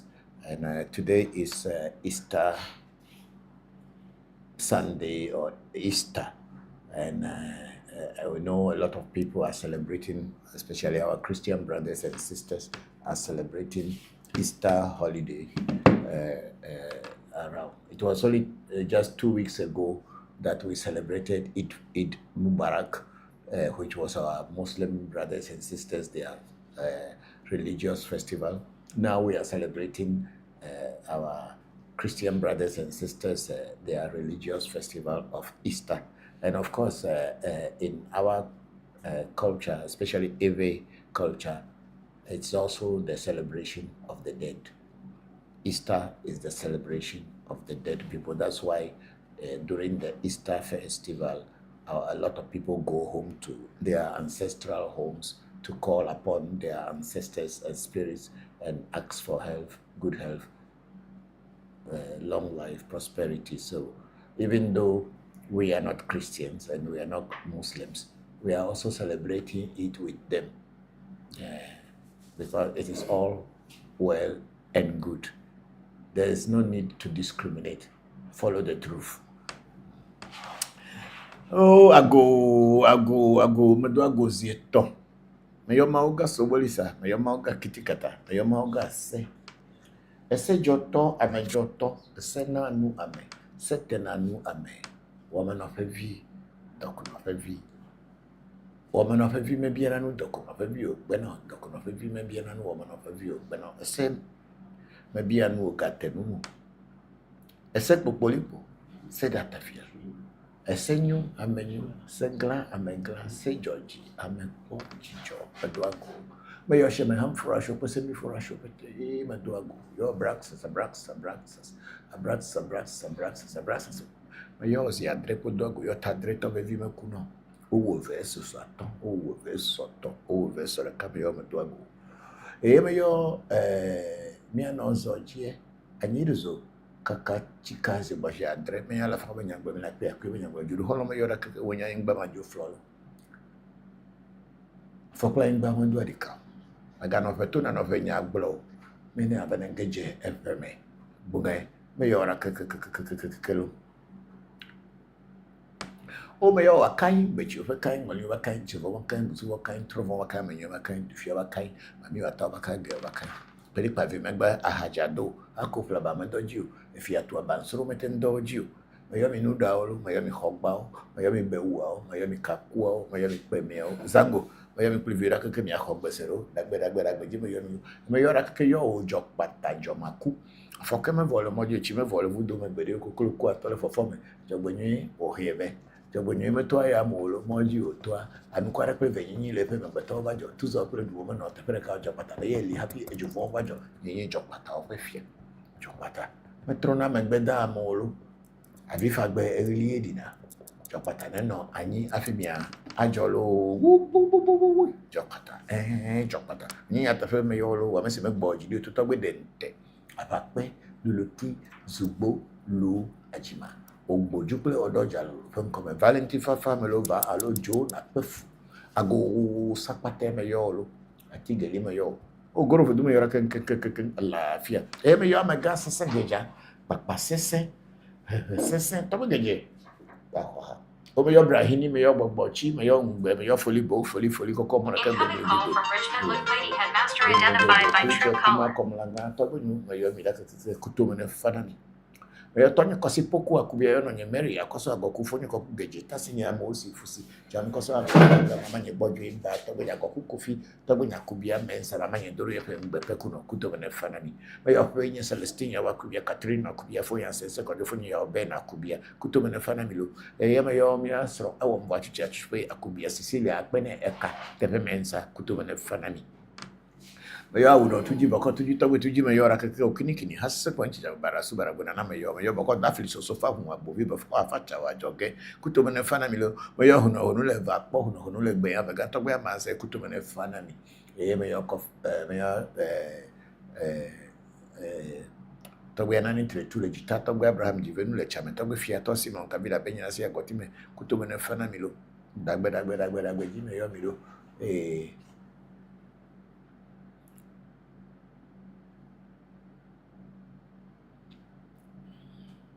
Mayo Daniel vie kwa manela gbaro yo amaga koku anatovi yo happy akosa baji kutoba na ferani mayo ani mayo Harrison George Ajovu manaha mayo boko komla azuma agbovi kutoba na ferani mayo trevi view brain view geje view kubia view gbe view po ijimele bacho janungwa teshi matituru Carpenter Road preto bete okboy gono Spinters Road no bete akuto bene fanami mayo abuchi sakraka macho aba obe adogo kotokoli do ko kunu makuo wa gbeno no gbeno to be yo ale acho ofran tamani ofifini ko bisinkra o kofito jabaku ocho tua kofi ocho he kofi atra kable mayo mi abete me to gba hoba to magba vodu to ra hobu maya sa pasa de kunyo hoto koshinyo hoto kere kuma yomi yeme ya blege de matpesa kochino opo echi ajemu no opo echi ngoli von opo echi trovo opo echi chivi tahe me de khere de khoye pesa ji de pesa aguta be de pesa ji yeta ide pesa do gongo ya tape me ya klogo hoko chichi ya to gbe grim do be pocho ji me ko abecha na be ko ko chini tu ne grim do po ne grim do ne grim do nya ne grim da he ne grim do abe yenye yepe mega defuna mo fika ya fifo la oku tu no dani po no dani bechi fo no dani molin fo no dani chefo no dani tron fo nu fo no dani be yenye gbonge me yora ke nya tepe me yoto be pechu manyamli sa botwe wala kaima awe baba teki bi wala kaima awe nini bi mi po baba teki bi wala mi po nini bi police man no amesiri fiafi va pa amendo ga vudo polonero be tokpo ko ya lena we ye amaku dola we le lejo amasro mo la we le lejo fiafi to we le lejo Bayora keke bayenya dema bayora keke dagbe e nya tepe yo Vodu petit proclam yo tobe a blackbo sege sugu yo aklama e me yo tobe nya be nya petit keke e me yo zibizaba gbodokpo no gaji gabo bolu jaglabo yo ra keke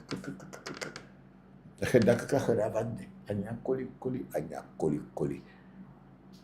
penye la vinda kwa maduku vijasi kapauda mayomi asiyo mayomi yo subu masumbojo bi anyi ha si chape mbangbe de mba so na mba viji mba nkata ko flakura ko babia ta ko flakura nkata flakura ba ko na dunu eta ko flakura nkata flakura ako asoli ko nyunye eta ko flakura nkata flakura benela ko benure eta ko flakura alala otujo ako metujo honema no mbe mi ba mi placie alala otujo nya ku de vinye metujo lo honema no mbe mi ba mi placie la barakame esa plato keri edu voji foga metujo donc ruvore men do ajogele fo tinti gbere olo no le gbo sino chona mo tosi na chona mo le mami wa ta sino chona ole gbeto da e bo sino chona di fi o sino chona eso gbonu para ma no to me yo mi ora ke ba ha dagbe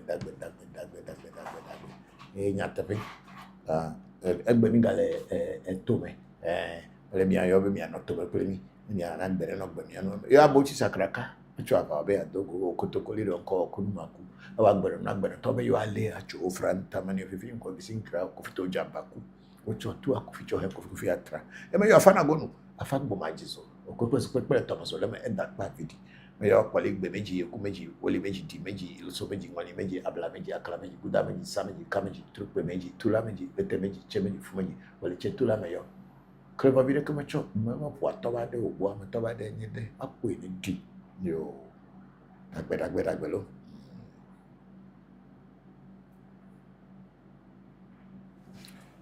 Yes, so we are ready to go, and we are starting with let me say happy Easter to you all again. Let's start with TikTok. This is where most of our fans and new fans are now, so we will start with TikTok. We have Augustine Dama following the host, and then Big Sister Luna Nicole's and Blessings Papa and AMT family. I'm grateful to join today's session. Thank you very much, Big Sister Luna Nicole. Hope you are fine. I hope everything is going on well with you.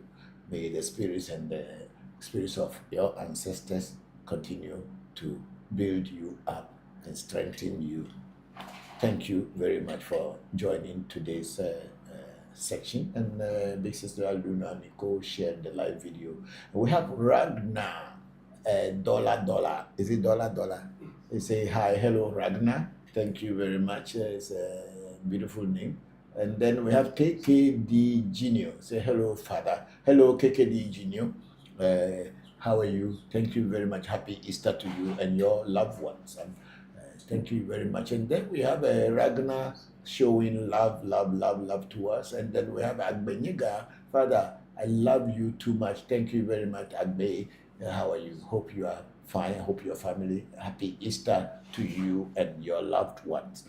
And then we have Ragnar saying nice prayer. Oh, thank you very much. And then we have Shadrach Wisdom saying good evening, sir. Hello, Shadrach. How are you? Thank you very much, and happy Easter to you. And then we have Shadrach again saying, well done, sir. Thank you, and thank you for joining today's Saints. And then Ragnar, $. Hey, you are going to be rich man. And then saying that, thanks, Father, and you are very much welcome. Is it the generator that is making the power off and on? It shouldn't. Let me check that. Because it should not. Let check whether they have water in the water tank. Let Coffee check, because the way it is vibrating, the generator doesn't normally vibrate like that. So, and then we have a Hajia mother say, Salaam alaikum, Papa. Hello, mother. How are you? Salaam alaikum. Malaikum salam. Thank you very much for joining today's session, Hajia Moda. And then we have Nana Kofi Jr. sending us love emoji ×1. We are very grateful. And then Shadrach Wisdom is say, have more grace on you. Thank you, and the same to you too, Shadrach. Then Shadrach, have a nice day over there. I'm very grateful and thank you. And the Hajia Mother said, thank you, Papa. You are very much welcome, Hajia Mother. I'm happy you are here. Thank you all very much. I wish you all happy Easter. We are grateful to you all for joining today's session. We cannot open our, what do you call it, we cannot open the Clubhouse yet because our phone, we worked last night so much that it has just been, it has been depleted, and unfortunately, we woke up again early this morning to do things, so we couldn't really charge it. And then people who are on Clubhouse, please just hold on for me a little bit. Let me charge phone. It's only 1% now. When we put it on, it is going off even though it's on charge. I don't know why, but hold on for a while for us.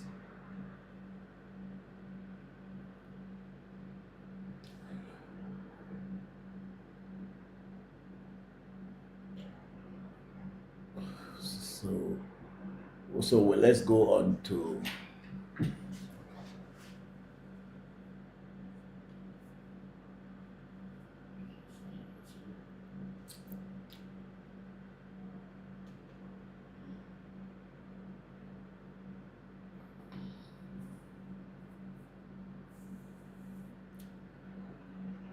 there's not much. Bring it up. Let's see. Maybe there's the chat. No. You move it cursor up. Maybe we will have. Okay, I don't think anybody is on African Magic Temple on YouTube yet. So then go back to Facebook, ReVodution Voodoo, and see if we have anyone there. We have on ReVodution Voodoo. Is it ReVodution Voodoo or African Magic Temple on? Yes, ReVodution. ReVodution? Okay. Okay, on the... Okay, let's go on ReVodution Voodoo Education. And we have our sister Cadi Fisher there. Congratulations, Dr. Antonio Grossi. Thank you very much, Cadi Fisher. Yes, Antonio has become a doctor, and we are all happy for him. Thank you very much for that. This thing is not charging, it's just there 1% forever. Okay, let's try another charger and see. Oh no, it's okay. I plug it. Let me see whether it will charge. Yeah, it's not charging at all on this side. So we have Ragnar say Easter. Father, your location. Ragnar, we are in Accra, Ghana, on Spintex Road. Our telephone number is in or on our profile. You can easily get a number and they will give you a proper direction. Then Shadrach Wisdom, Papa, please, I would like to discuss something with you. Okay, you can go ahead if you want to discuss it here very openly, or you can call the number after the section is over and we can discuss it. Thank you very much, Shadrach Wisdom. And then we have Theophilus Walcott saying Theo. Okay, thank you very much, Theophilus Walcott, for joining the section. Then our big sister Luna Nichols, Papa, I have a question, but because of the limited comment space, it will take few posts. It's fine, just send them, I'll answer them all.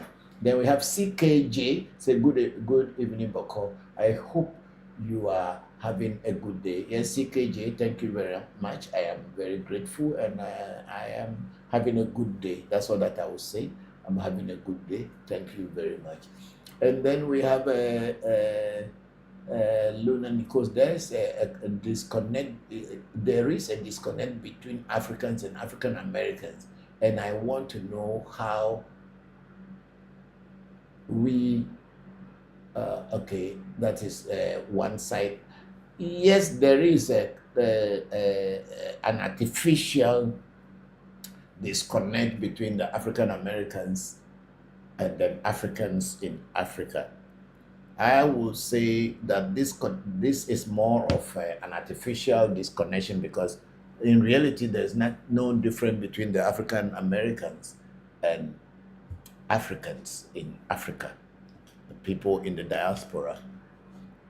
But because most African Americans were not brought from this part of the world as at now, they sometimes look at people on the continent as if they are backward, and as if they don't have any knowledge, probably because some people choose to live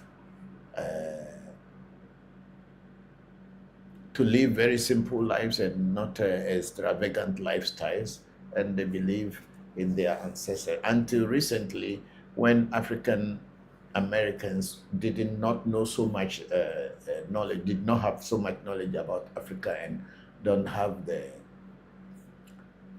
information given to them that we in Africa also have a system that connects to divinity or to the divine.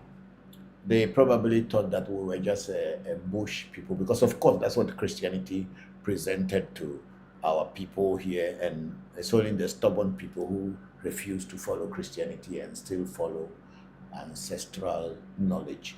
Yeah, that is very true. And then Shadrach Wisdom went on to say,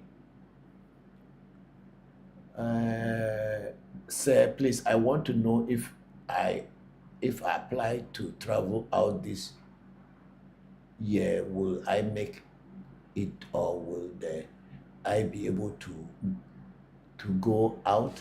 Okay, Shadrach, I don't do consultation on my live sessions, and I cannot tell whether when you travel this year or next year whether it will be okay or not, because I am a human being like you. I don't know you, you don't know me.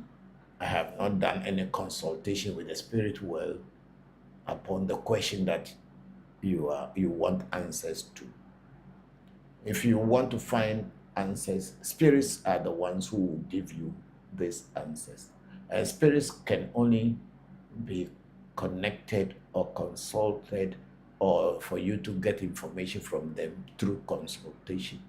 So if you want to know whether when you travel this year it will be okay, if you'll be able to go out, I will advise that you should do spiritual consultation. Then spirits will give us advice, and we will relate that advice to you. But me sitting here, I've never met you before. You have never met me before. This is social media, where it's not even physically you are in front of me. And if I am telling you that, oh, you are going to travel, don't worry, your ancestors are going to open doors for you, I'll probably be deceiving you.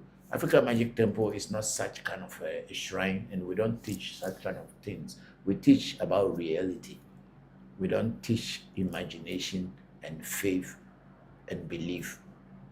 Our things are practical. Our things are very practical, and we don't just joke. We are not here just to joke. We are teaching reality. So if you want to know if you can travel out of your base to another country or to wherever, you need to do a spiritual consultation. And I believe strongly the spirits will give you guidance and advice. Thank you very much, Shadrach. And then Big Sister Luna Nicole is, how are we as African Americans going to learn our ancestral spirituality if Africans don't like us? It is not a question that Africans don't like African Americans. So it's the opposite. Africans really love African Americans until they find out, or until they found out that African Americans look on them as backward people. Africans, they love African Americans more than even their own, because we have that feeling strongly that those in the diaspora are our sisters, our brothers from our ancestral generation. So that belief that Africans don't like African Americans is never true. Whoever said so probably will be talking from a religious point of view. It is never true. Africans love African Americans or the Africans in the diaspora. That's very true.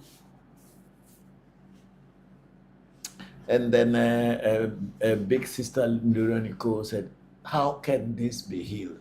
It is being healed already. Me being on this platform and many people being here trying to share the knowledge that had been here before the European came,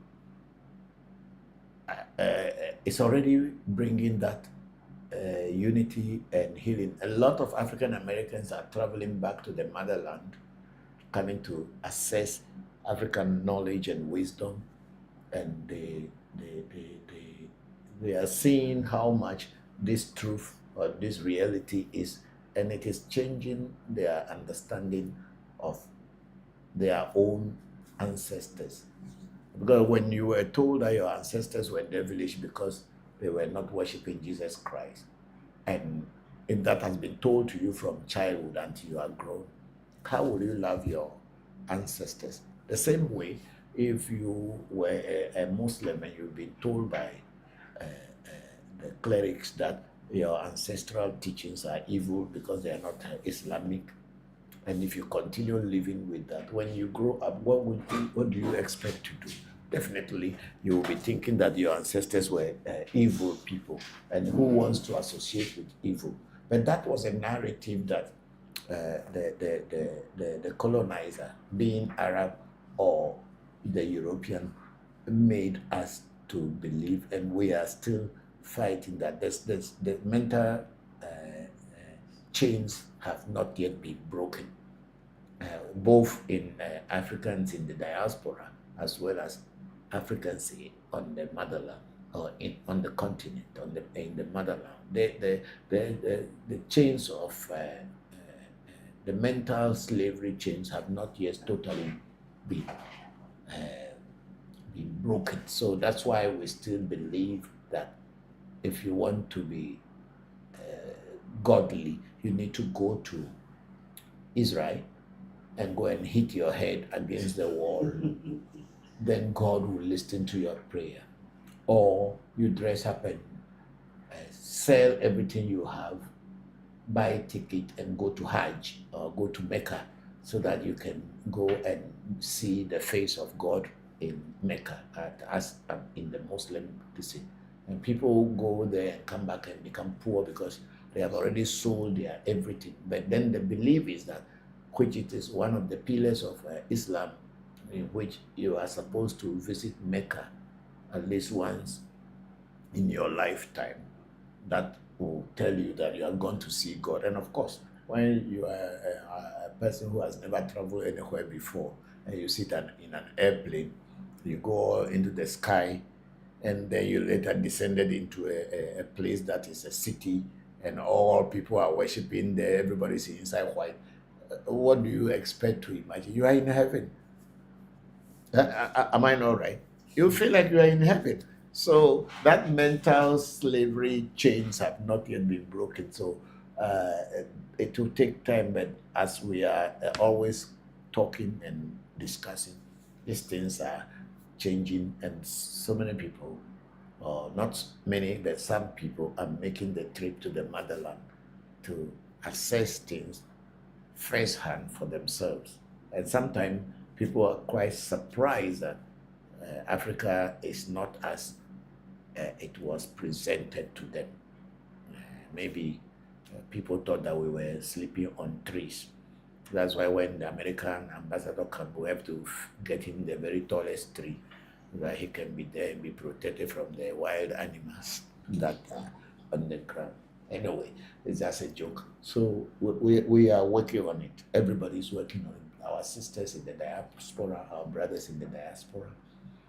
And the people here on the motherland, on the continent, are also all working on it. Thank you very much, a big sister Lunanico, for these beautiful questions. I'm here to answer them.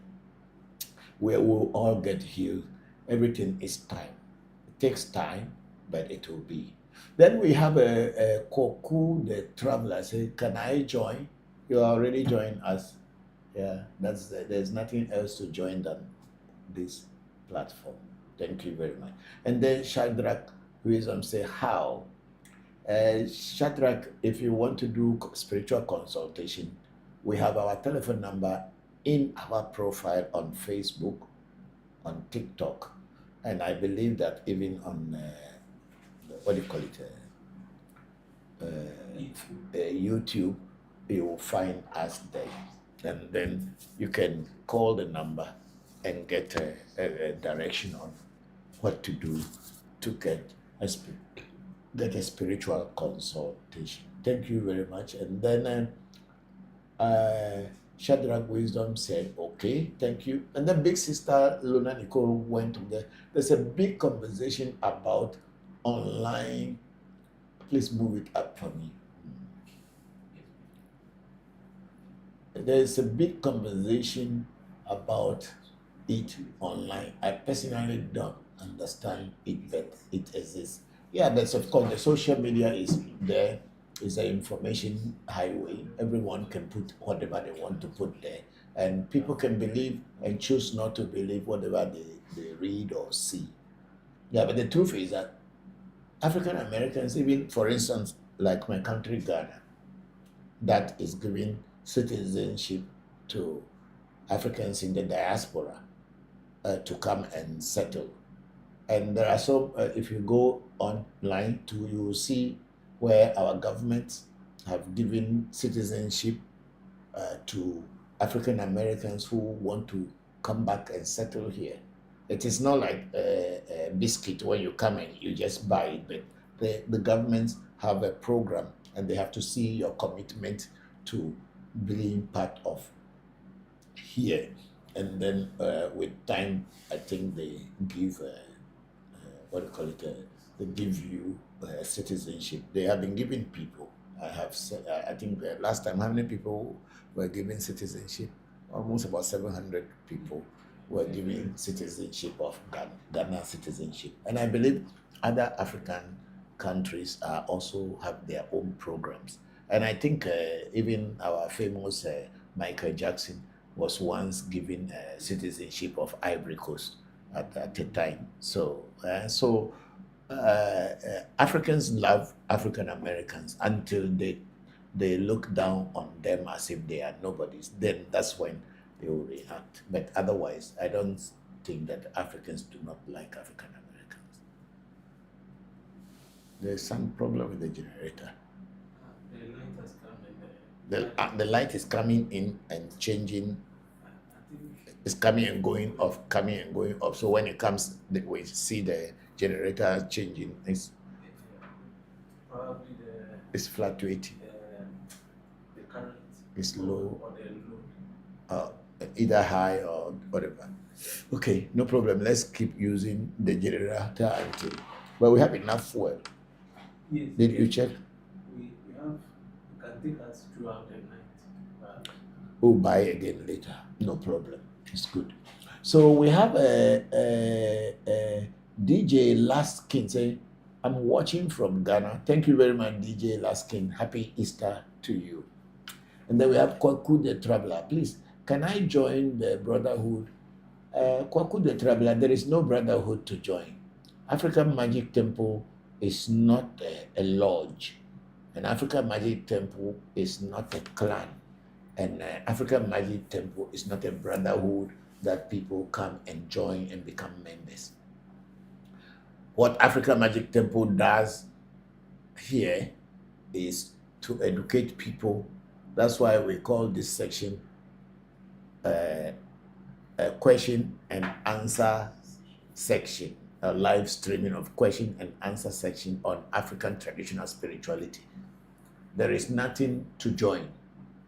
If you want us to do a reading and consultation for you, we are always there to do reading and consultation for you, but there is no organization where you say, I'm a member of African Magic Temple. No.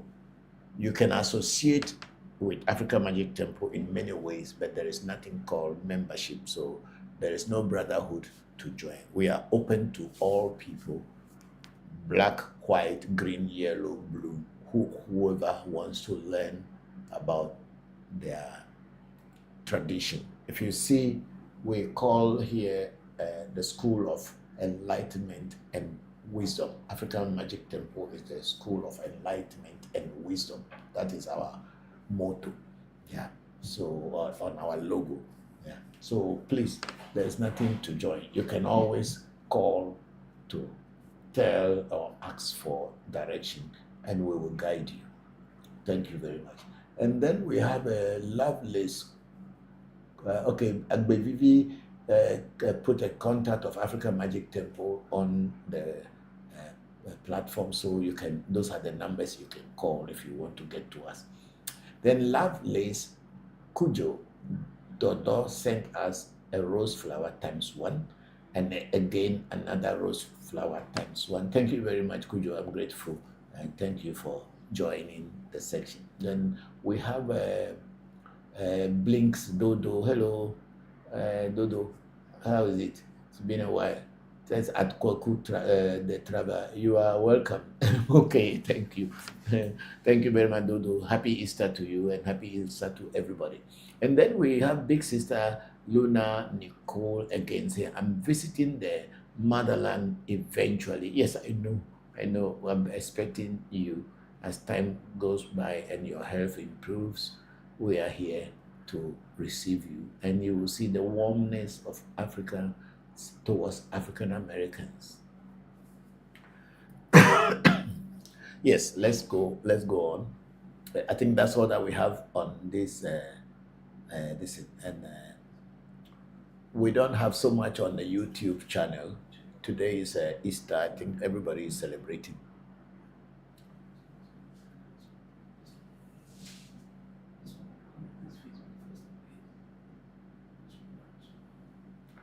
We don't have anything apart from Caddy Fisher there. Do we have anything? Okay, so I want to use this a few moments to tell people that spirituality is not religious, and you can practice your spirituality anywhere. And if you want to pray to your ancestors, as I had always taught for almost 5 years now, just fetch an F in a bowl, sand or dirt, as some Americans may call it, in a bowl. Put it in a corner in your room, whether your bedroom or your living room, your kitchen, or anywhere, on your corridor, wherever. And you put it there. Then every morning, if you choose morning, or every afternoon, if you choose afternoon, or every evening, if you choose evening, or any other time that you feel like you want to pour libation to your ancestors, you go there, fetch a drink. Water is also a drink. You can buy alcohol to pour to your ancestors. But if you are a person who does not relate to alcohol, then you use water. Go to your small corner, call your ancestors, and tell them that you are giving them drink. You are giving them water. You don't need to build a house. You don't need to build a shrine. You don't need to build anything. Just this little thing that you have, you can keep it in any corner, and you can pray to spirits. Even any spirit in the world, you can pour libation. It does not limit you from attaining the knowledge and wisdom that you want. However, if you want to get initiation or get initiated into a particular deity, spirit, Voodoo, Orisha, or whatever, then you approach people who have those Orishas, who have those Voodoos, who have those deities to teach you how you can get connected to those deities. And when you are pouring libation, you can pour libation to your deity in a very small corner of your house or even outside. If you are going to be doing it outside, then you don't even need to fetch any sand in a bowl. You can just pour it directly on the ground. If the energies that are with you are real, they will respond. There's no need of building a whole house before you call it a shrine. What about if you don't have the money? What about if you are staying with someone who is not having the same mindset like you? You cannot go and be putting things down and say you are making a shrine. A shrine is all within you. Your ancestors are inside of you. They are the DNA that runs in your blood. Most of the time, people thought that when we say ancestors, we are talking about our traditional Vodus. No, your Vodus or spirits or Orishas are not your ancestors. I had been teaching this one for many, many years now. Your ancestors are only the people that you have blood lineage or maybe some friendship, like people who have taught you, people you have dealt with, people who had been close to you in their life, or you had stories about how they were close to your family or your ancestors. Such people are the people we call ancestors. We don't call the Voodoo or the deities an ancestor. That's why a lot of time people are making mistake that, why are you giving our ancestors to people? Your Voodoos are not your ancestors. They are universal energies, universal entities, and they are everywhere, and they don't belong to anyone. If you can tap it to you, they work with you. And they have different names depending on the culture, the language, and the background where you are coming from. Some Voodoo may be called Kojo, but then in another country, that same Voodoo will be called a different name. Just like I was saying the other day that the Ewe is called Tanda So in Ewe language, So. But then they have the common name people know is Heviaso, which means Tanda. The same Tanda is called in Akan language Agrada or Aprada, depending on the Akan dialect that you are speaking. The same Eso or Tanda is called Shango in the Yoruba language. So nature spirits or spirits of nature or deities of okay, let me call them nature spirits, do not belong to anyone. They are spirits of nature, and if you can only assess them and know how to connect with them, you will be working with them. So they are not called our ancestors. Ancestors are people you share the same blood with. So don't let anyone deceive you that if you want to pray to your ancestors, you need to do this, you need to do that, you need to do that. Your ancestors are already in your blood system. Thank you very much.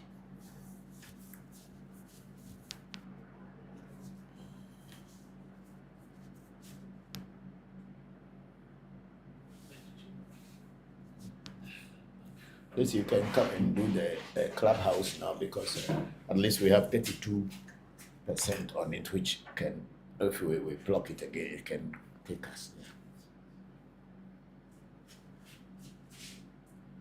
We should not stress ourselves, because I think today is a holiday, a Sunday, and it's Easter, and our brothers and sisters, whether Muslim or Christian, everybody is celebrating. Whether we are traditional, we are also celebrating.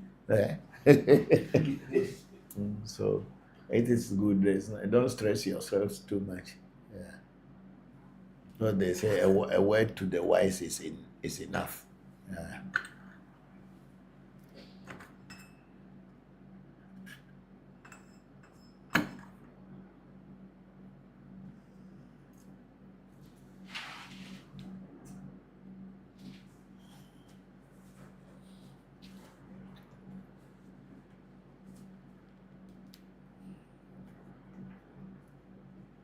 Oh, Zibizaba, Bodokbo, and no Gajingabo, Bolo Jankala.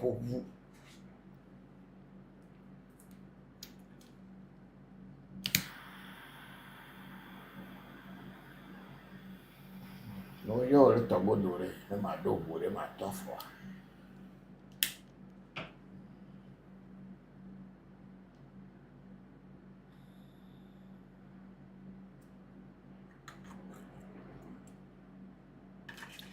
I think, okay, a big sister Luna Nicole was saying that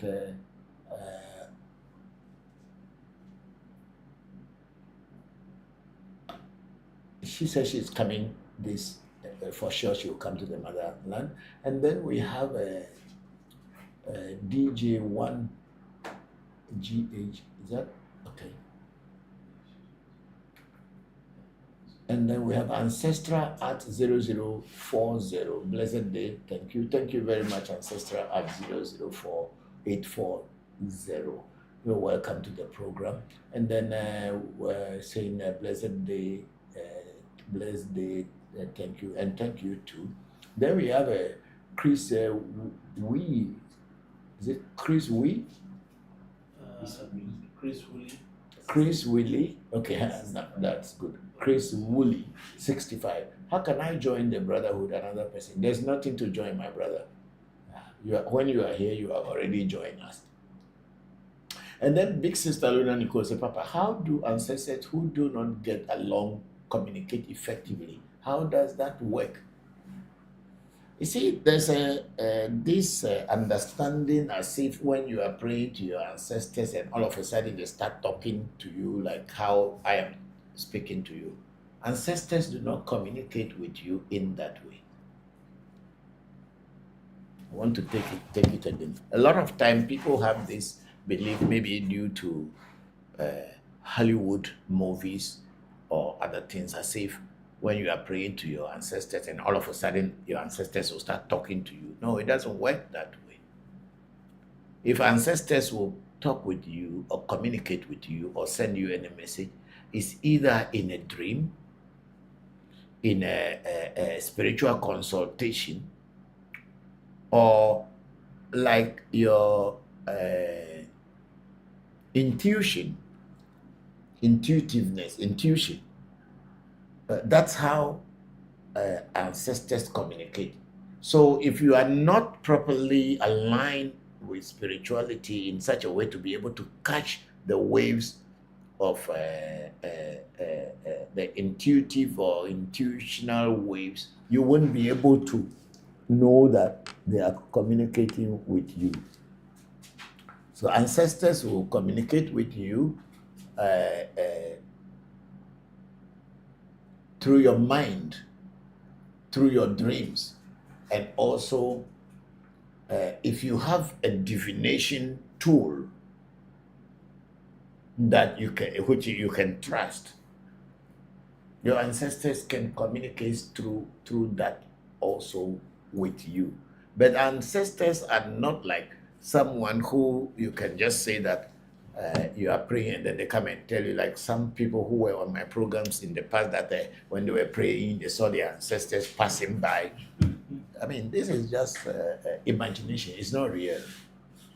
It's not real. And you know, because I speak the truth and tell the truth and teach people the truth and the reality, some of these people do not come on our programs anymore because they have their own kind of imagination that they have and about ancestors, and they create it as if ancestors are people when you are pouring libation for them, then they come and pass by either in the form of light and no. So all that kind of thing is all shallow dreams. It's not any reality. Ancestors communicate to you through divination.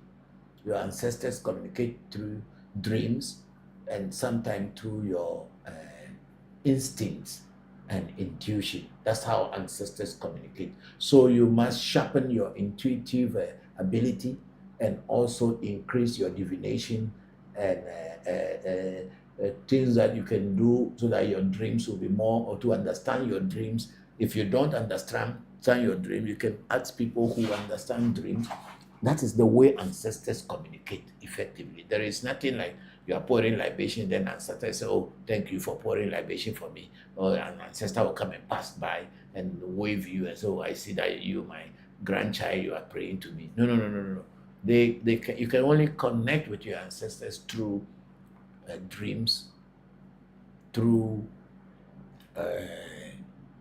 divination, spiritual consultation, and sometimes through instincts and intuition. This is how it is. That's the truth about it. So when you are praying, so your ancestors are not hearing you, how do you know they are not hearing you? Thank you very much for that question, big sister Luna. Then we have brother Stanislav. Is a hollow real? If yes, how does it work? I don't have a hollow, so I don't know whether it's real, and I don't know how it works. Thank you very much, brother Stanislav. And then Chris Woolley, 65, said, how can I join? Oh, there's nothing to join. Once you are here, ask a question about African traditional spirituality. That's what we teach here. And then the big sister Luna Nicole said, do they show up together or take turns? I hope this isn't a silly question. It isn't silly. We are all learning. The ancestors, as I said, they don't come unless you do a reading, unless someone has a way of divination or who has a real form of divination. And then through that divination, if any of your ancestors or your ancestors in general wanted to tell you something, they say it in that divination. You can't be pouring libation and all of a sudden you see your ancestors coming in a group or coming as individual. Ancestors are ancestors. They can come in any form. So it is, I don't know how to present it, but the ancestors are not physical things. They are all energies and entities. Sometimes they speak to your mind. Okay, last Saturday, no, not yesterday Saturday, last week Saturday, my daughter's in-law, one of my daughter's in-law passed on. And my daughter wanted me to accompany her to the funeral grounds. I don't go to funerals very often. I have my reasons, and I don't go to funerals very often. But when it becomes very necessary, then I have to go. And in this case, it was necessary because I am the only one here who can accompany her to show respect to her in-laws. So before we went to the funeral grounds at East Legon, I did a reading to find out whether it's okay for me to go to the funeral. And the reading said no, I shouldn't go. Listen very carefully, everybody. The reading said no, I should not go. Then I said, oh, in this situation, if I don't go, I am like disrespecting my daughter's in-laws, because that's a very important person for them. And at the same time, I am not showing respect to my daughter because she asked me to accompany her like a father.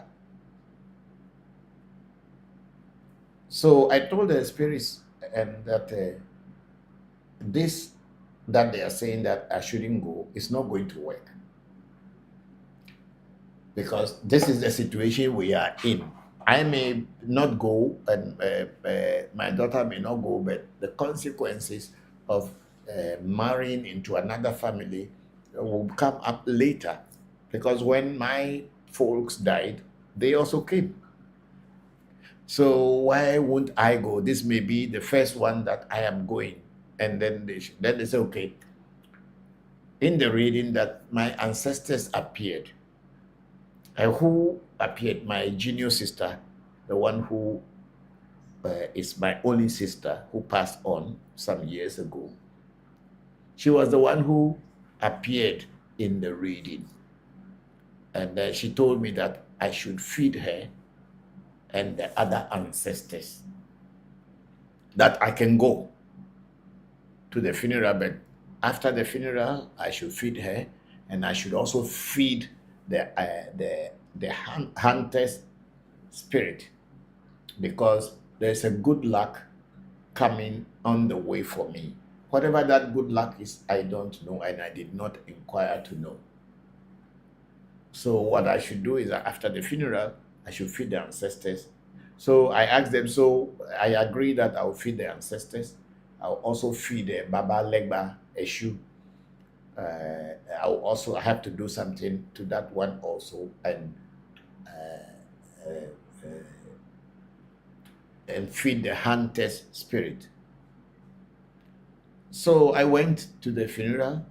Everything went well. And yesterday, Saturday, which was just exactly a week from the day we went, I fed my ancestors, and I fed my sister. I fed the hunter's spirit. It's only one ritual that is remaining for me, to go to Legba and then tell everything to Legba. So this is how the ancestors communicate with you. Pouring libation or calling, oh, my ancestors come and have a drink, may be a way that people tell you, but the real way is when you want to communicate with your ancestors, will come in the form of a reading, in the form of a dream. Because sometimes I saw my mother in my dream. Then I go on to do consultation, because I don't often see my mother. My mother died almost 27 years ago. 27 years ago. And I don't normally see her in my dream. But once in a while, she comes in my dream, and the dream is not very clear, but I notice that this is my mother. And then not only my mother, and other family members, sometimes my teachers who pass on, they come in a dream, and then I'll go on to consult the oracle to find out what is the meaning of they appearing in my dream. And then the oracle will go behind the scene into the spirit world, get the answers, and bring to me and tell me what I'm supposed to do if the dream is explained to me and what I am supposed to do. Then the oracle tells me, then I follow the direction of the spirit. So, Big Sister Luna Nicole, this is the way we relate to ancestors. But no ancestor is just going to come and start talking to you in your ear. No, it's not like that. Intuitively and instinctively, it will come, that something will occur in your mind. It could be that your ancestors are giving you some information. So you pay attention. Sometimes you will ignore that and it goes away until the reality comes into play. Then you say, oh, I thought this thing, but then I didn't know. So your ancestors will communicate through dreams, through spiritual consultation and readings, and also sometimes through intuition, instincts, or whatever. This is what it is like. And then we have CT say, hello, sir. Peace to you and your family, and the same to you, and happy Easter to you, CT. Thank you very much. Then we have Camel Travel following us. Then, okay. Then Big Sister Luna Nicole said, thank you for such in-depth answers to my question. You are welcome, Big Sister Luna Nicole. Thank you very much.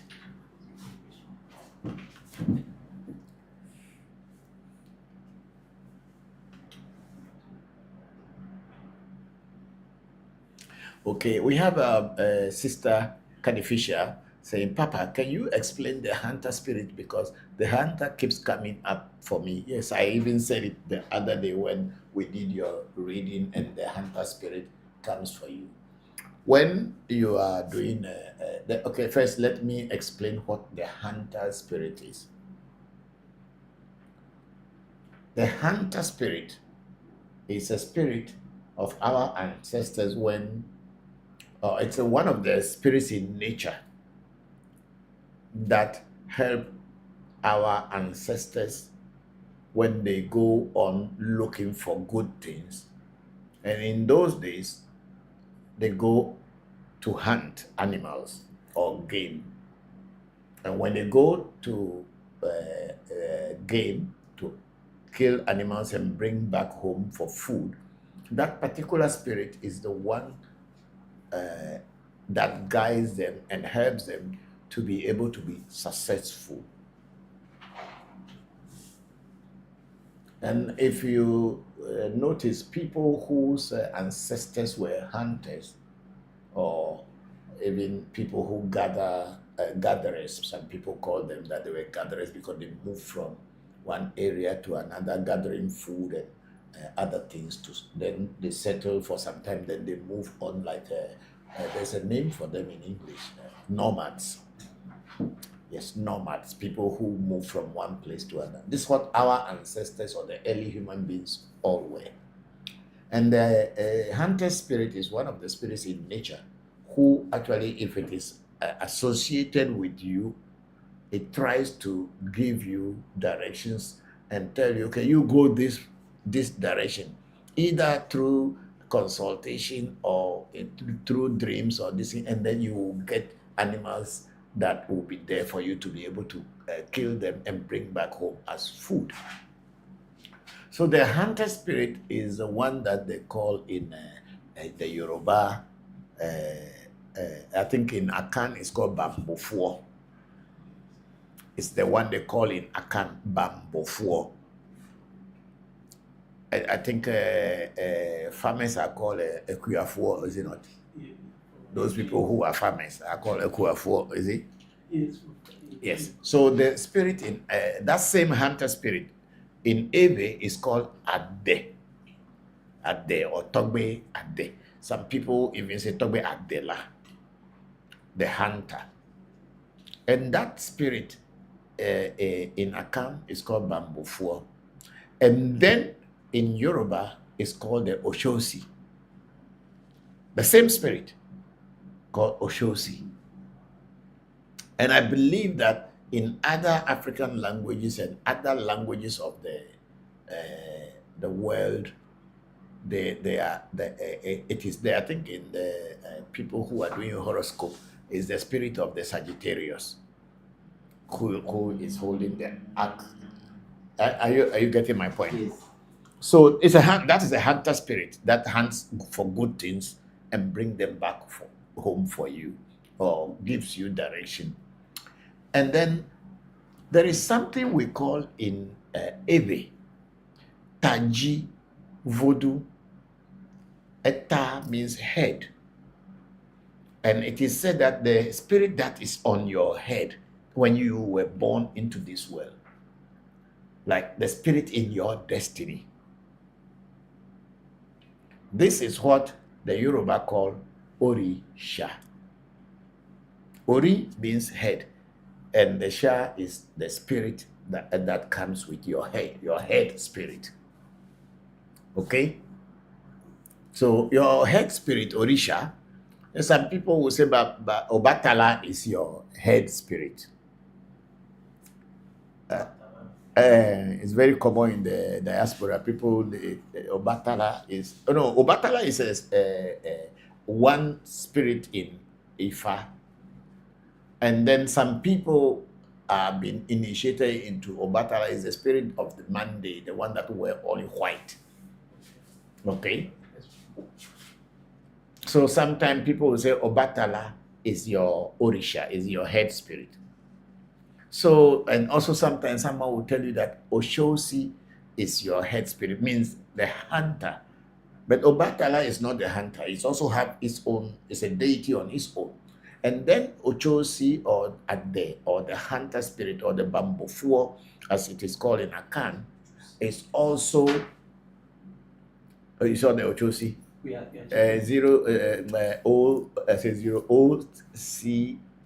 OCHOSI, Ochosi. That's how it's written in English. Or somebody will even say Oshosi, OSHOS or something. You see it? Yes. That is the hunter spirit in Yoruba, Ifa. So this spirit guides you from one area to another to be able to get what you have gone for.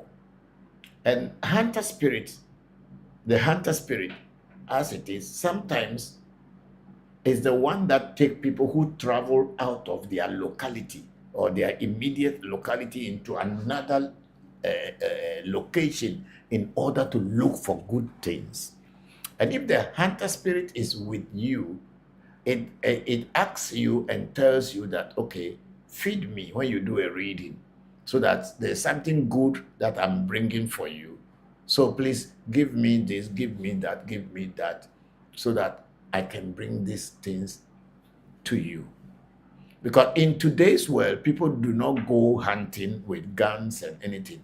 We use our brains and pen and our intelligence and our skills and talent to get things, good things to our own lives and for our loved ones. Is it not? Yes. Okay, somebody may be a computer or an IT specialist. The hunter spirit will make that particular person, if that hunter spirit is in the person's life, that the person will even have some ideas that out of the normal, the person will be able to solve certain problems without knowing how they actually solve them. That same spirit can bring, and not only the hunter spirit, but other spirits also do the same. So they will open certain doors without it that you know, but you don't know how you know. I think you know that this is it, and when you apply it, it works, but you do not really know why you have that knowledge or why you have that wisdom or no information from, but it occurs, and when you put it together, you see results. So there are certain people that the hunter spirit is their orisha, in the sense that it's the head spirit, that it is their head spirit, or it is a spirit in their destiny that they came into this world with. Probably in their past lives, they had worked with this spirit at one time in their past life. And so that spirit becomes part of their spirits in this life. But when you are not initiated into Afa, there's no way you can actually know the spirits or the deities or nature spirits that came into this world with you. But in the case of you, Kadi Fisher, I have also realized that over the years, your rituals, always the hunter spirit appears in it. So I believe very strongly, even though you have not been initiated into Afa yet, I believe very strongly that the hunter spirit is one of your head spirits, or it's a spirit in your destiny. That's why it kept coming each time you do a reading. So whenever the opportunity arises for us, for you to get Afa, I strongly believe that the hunter spirit will be there to show itself and also give you the guideline what you should do. Maybe you will be initiated into the hunter spirit. Then the doors are open. I think it's the same thing with Sedem, also Sunshine.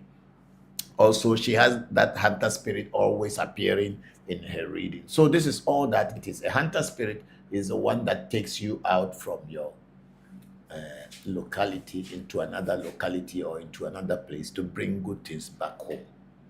So that is why it's appearing in your discipline. And even though you are not initiated into it yet, since it kept coming into your readings, you can pour libation to the hunter spirit each time. And so I want you, hunter spirit, or Togbe Ade, or Oshosi, to guide me to good things always. You can pour libation to that, because it kept appearing in all your readings, which means it has some relationship with you from your past life, and it came into this world with you. It's only time will tell when the Afa is done. I believe strongly you will find a proper answer to this. Thank you very much, Kadi. I'm great. Yes, ask the question. The question was that, like they say with mommy water, that Yes. some people have mommy water. By Have you seen like water in their dreams? animals? Are there things similarly with doggy out there that maybe you will see in your dreams? Yes. Or your life that will show that you associate Yeah, them no. with- When you are a Togbe at the hunter spirit is with you from childhood, you will be getting injuries. All your childhood, something will happen and blood will have to come out. Okay. You will be having problems with cats falling down, things that people hurting you, or even sometimes going through surgery, where blood has to flow. Okay.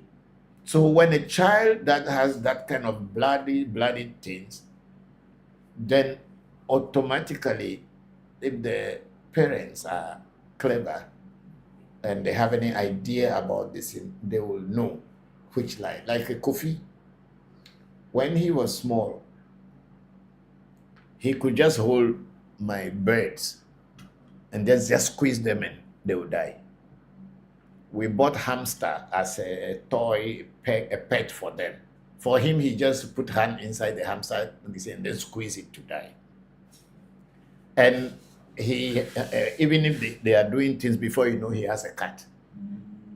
If you look at his hand, he has some cuts. They were just cutting animal.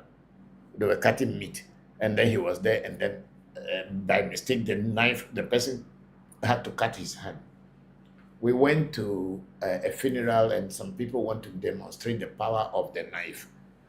And he went forward, and when they did, they just cut him. And his own cut, the people were using, they didn't cut, but he had a cut. So he had been doing this, and sometimes he put his hand he put a nail. These are things that we were watching, but we didn't really know what was happening until he got far. He put a nail inside a socket, and the electricity shocked him, but it broke, the power broke his finger, and blood came out, but he survived. Okay? Yeah. So all these things, I remember even at one time, the mother was just standing beside him. He was that time very small. And there was a blade somewhere. He used a blade and cut the mother's leg. So these are the traits and trails you will see that this person has something to do with blood. And the hunter spirit has something to do with blood flow.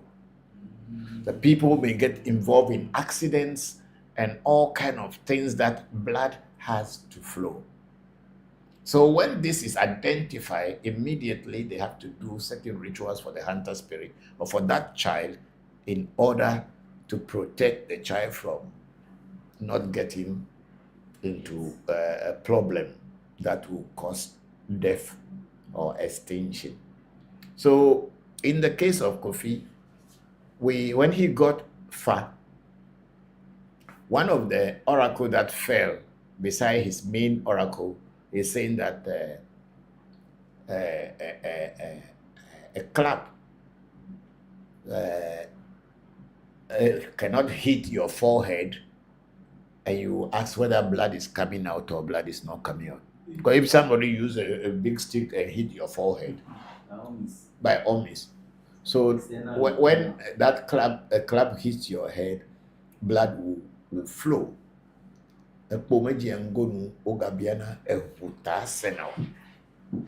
So during his Afa initiation, we have to we cut his forehead with a blade, and blood came out, and they use a particular herb to take the blood, put the Afa dew on it, and give it to Legba. It was then before everything cooled down.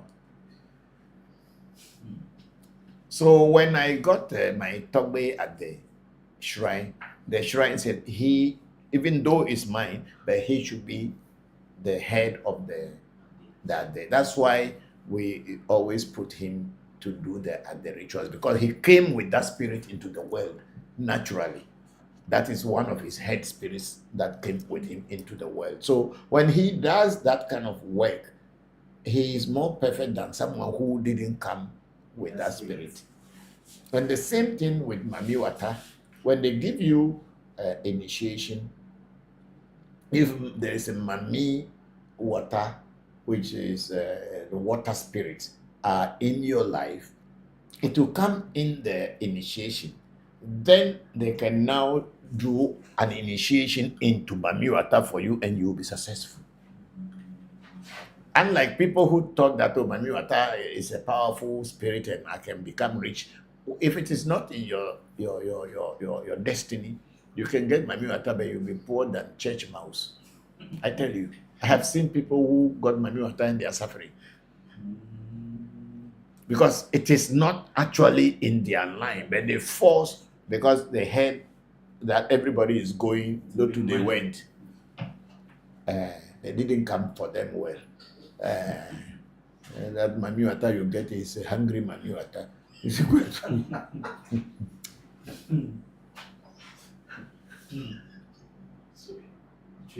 Okay, so Caddy Fisher said, thank you, Papa. Great explanation. This makes a lot of sense. You have just explained my entire life and a career path. Yes, those are the things that will be happening to you. So it is part of your destiny. You came into this spiritual, to this physical world with that hunter spirit. That is why it kept coming up. And I hope we will have the opportunity one day for you to get initiated into it, and then you will be fine, and it will guide you through all things. Thank you very much for that beautiful question, Kadi. You see, our ancestors were not stupid, though. It's only that the European was very cunning. That's why the Eves call them Ewe Vodu, and the Akans call Abroni.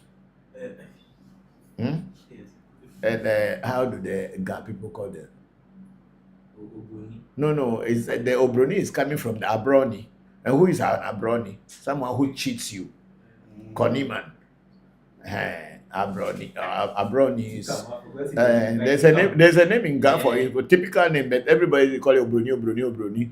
No. There's a typical name in all our languages for them. That they are people who cheat. They don't tell you the truth. It will come. Yes. I know okay. So this is how and they have deceived us. Oblanyo. Oblanyo is a young person. It will come. I remember. Okay. So in our ancestors were not stupid, but they were kind. So because of their kindness, when the Abroni came, they thought that we were stupid. Because in their land, you have to fight and take things from people by force. That's how their culture is. If you go back into all of this European history, you'll see that people going to conquer people to take their wealth and then made it their own. And this is still in the blood of the white man.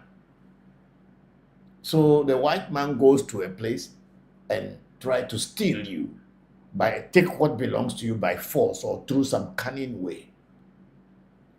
This is very true because that is their culture. So it's in their blood.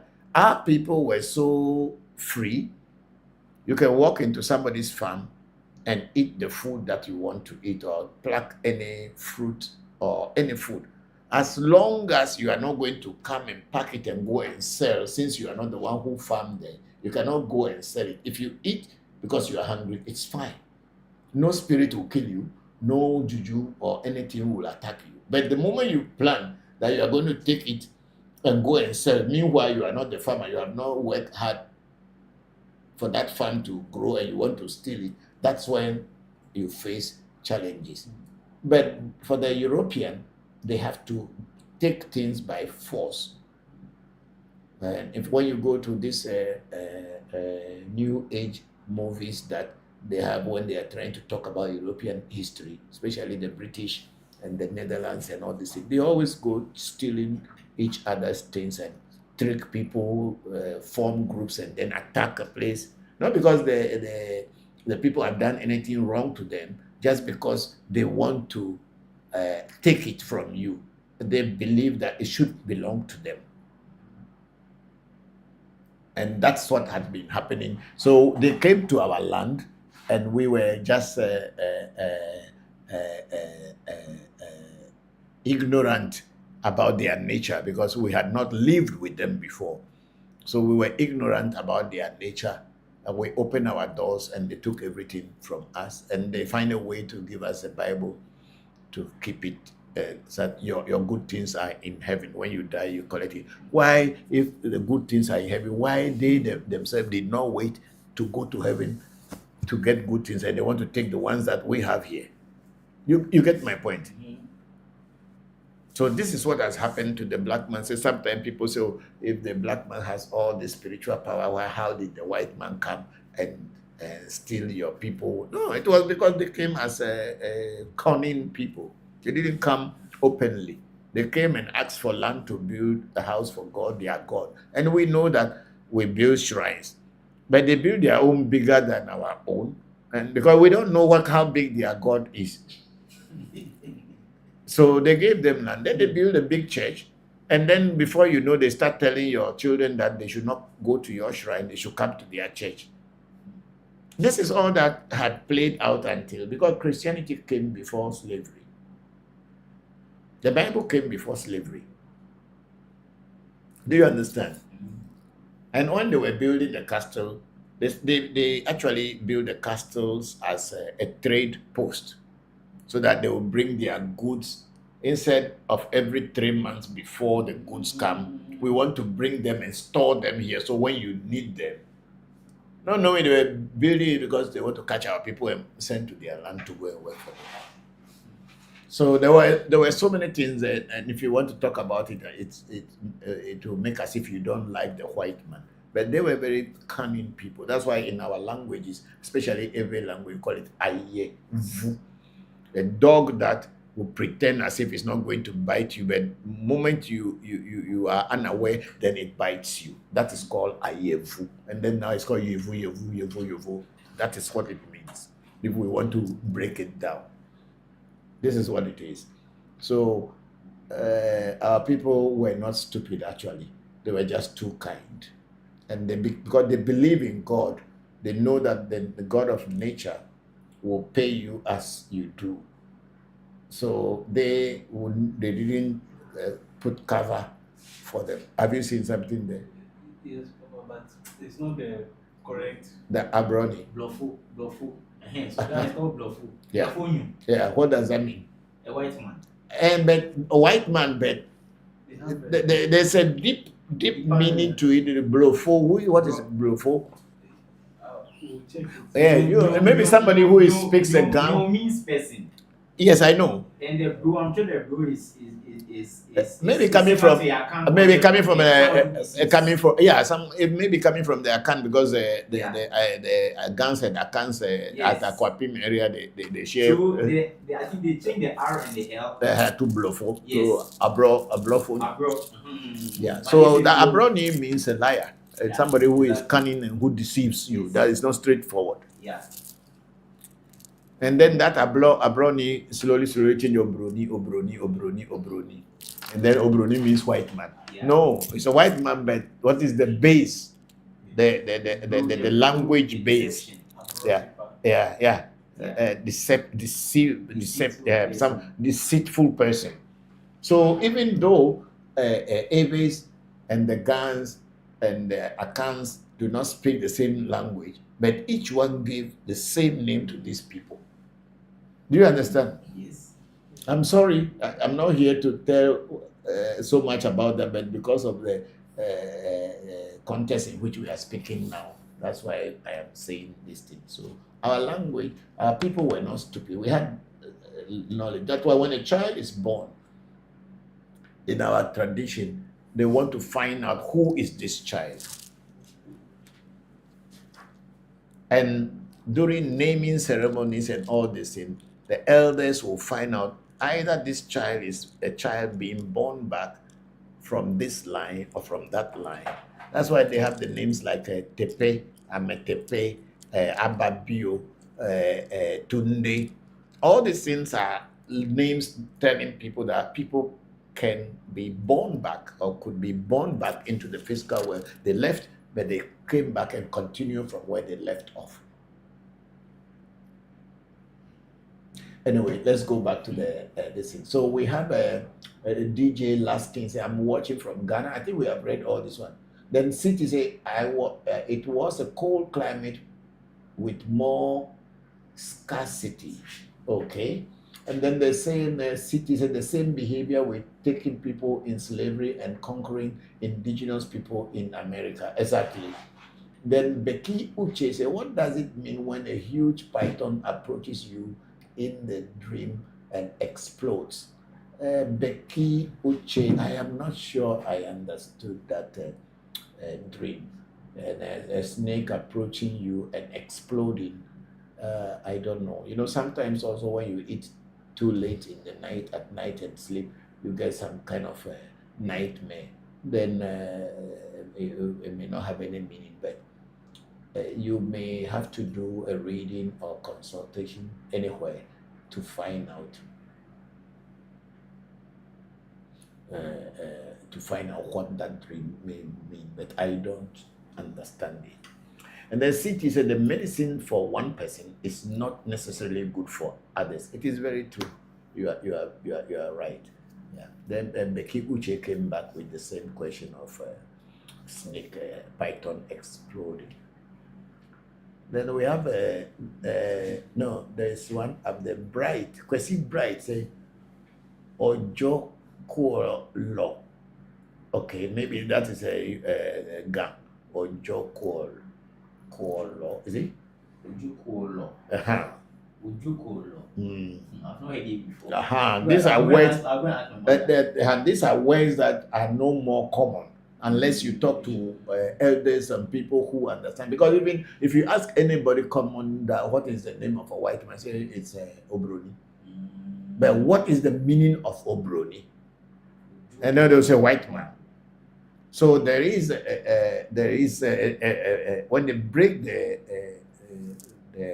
literal meaning of the word where it came out for the root word, you will see that it is telling you.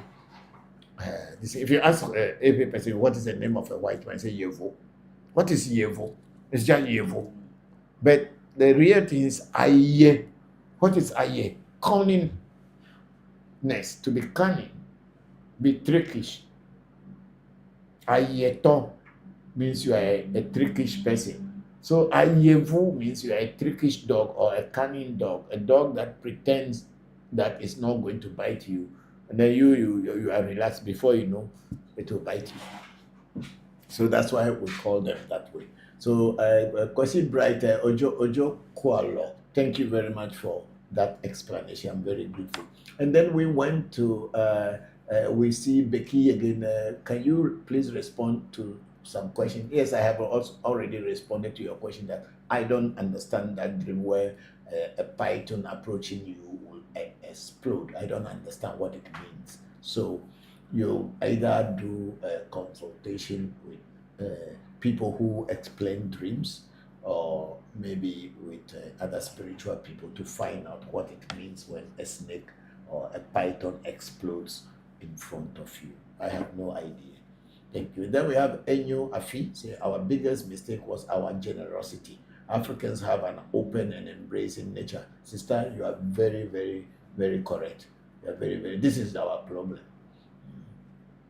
And then Becky Uche said the snake exploded to the point that I woke up with the physical effect because my ears was impacted. Yeah, but I don't understand the dream. And my ears was blocked for a few seconds and cleared up again. So it will be advisable, Becky, to consult people who can explain dreams. And then, you know, dreams also sometimes, a dream and the meaning of a dream in a particular culture is totally different from a meaning, the same dream in another culture. For instance, in Ewe, which is the culture from where I came from, and I'm teaching about it, or my ethnic, my ethnicity and my ethnic group. When you see feces, defecations, toilet, and all this in your dream, in our culture, it means money is coming your way. there's a money that is on the way coming. There's something about money that coming to you. But then in another culture, that will mean that dirtiness, and somebody will explain it that it's dirty. You are not supposed to be in the feces. But when the more feces you see in your defecation, you meet in your dream, money surely comes after. So each culture has their own way of explaining dreams. So maybe Becky Uche, you should ask elders in your culture what that might mean or what it may mean. Thank you very much. So is it finished from there? Yes. Okay. Please put the air conditioner off. I'm feeling cold. I think since they came to service, then it is working well.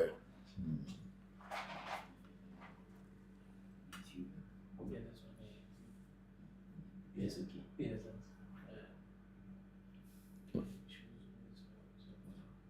Okay, Mama Bina and eight people something. I saw something there.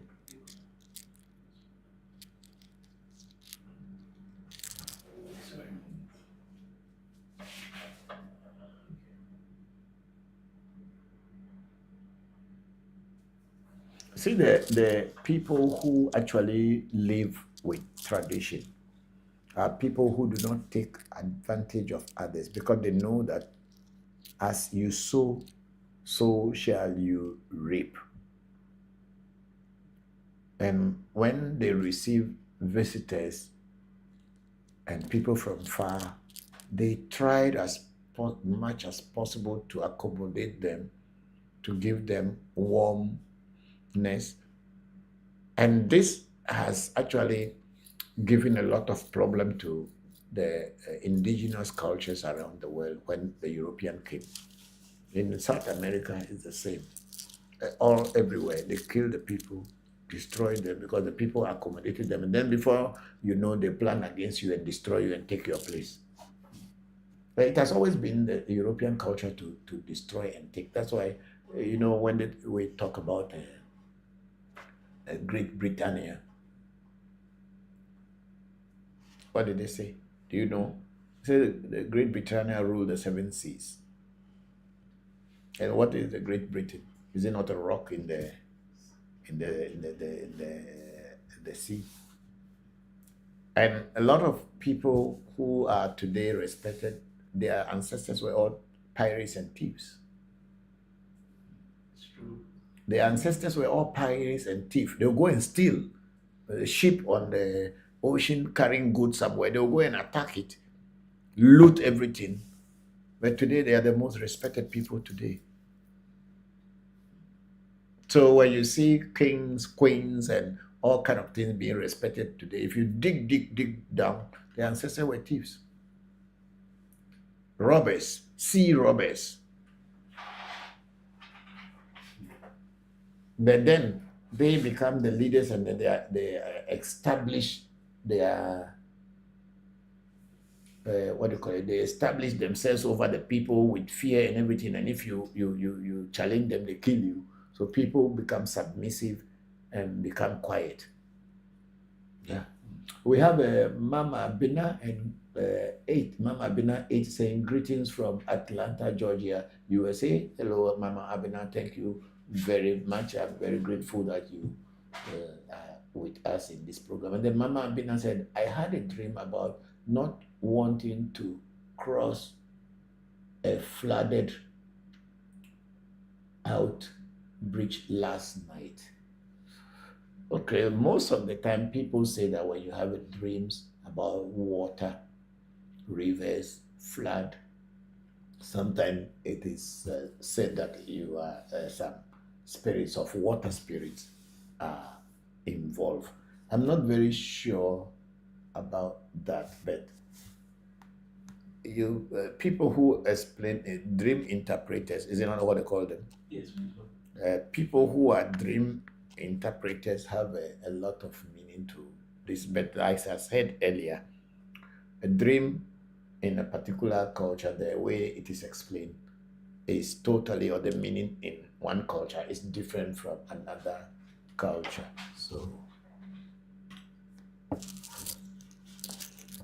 So on Clubhouse we have Omia. I think I have some greetings from Shamba and all this on the TikTok here. So bring it. Let's go back there. It should be up because I saw Bokor Shamba saying a greeting somewhere. Maybe we escape it. No. Yeah. Okay. So there. Okay. We have a Kwasi. Okay. Bring it from the Uche's. Listen. Okay. We have Becky Uche. I think this ones came before that. Say, what are the signs you have a maybe spirit? The signs that a person may have maybe spirits may be different. That's why I kept saying that in the case of maybe spirits, people will be seen. They say if you are having water or anything to do with liquids in your dreams, then probably you are having any spirit of water spirits. That's what I know, whether that is the reality or not. But when you do initiation or a reading, if you have a main spirit in your, it will show. The oracle will tell, and then the person who is narrating the oracle for you will give you the information on what the oracle was saying. And then we have Kwasi Nati saying, Daddy, let's see. Good evening. Hello, Kwasi Nati. Good evening and happy Easter to you. Thank you very much for joining today's session. And then we have Jazz Bless in Kwajo saying hi. Hello, Jazz Bless. How are you? Thank you very much for joining us. And then we have Bokor Shamba Musa. I say good afternoon, Papa. Hello, Bokor. Good afternoon. How are you? Happy Easter to you and to your loved ones. And then we have CT says so many similar concepts among different people living far apart. Yes, there is. And then the CT saying Oshosi, which we were talking about the Ade, as in Yoruba is Ochosi or Oshosi, or in Ifa culture is called Oshosi. We call it Ade. The Akans call it Bambufuo. And I think when you go down to other cultures, they have the names for it. If you go to the north, they'll tell you who the hunter is. Everywhere. Even if you go to Korea, they'll tell you who a hunter is. Yeah. And then City is Christy said, please, I want to join. Christy, you have joined. This is how it is a weekly thing, and we all sit here and discuss about our ancestral knowledge, our traditional spirituality. So once you are here, you are already joined and you are part of the discussion. And then big sister Luna Nicole, thank you for such in-depth answers to my question, Papa. Oh, thank you very much, big sister, for asking them. I think we have answered these ones already. So it was at the top that take your time so that we know that we because there's somebody who asks a question or say hello and we did not answer it. The person will feel that why they are escaping or ignoring my question. I think this one's all we have gone through them. Yes.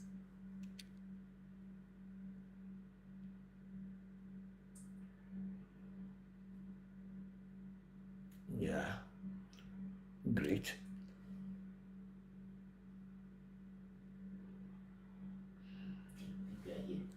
Okay, so okay,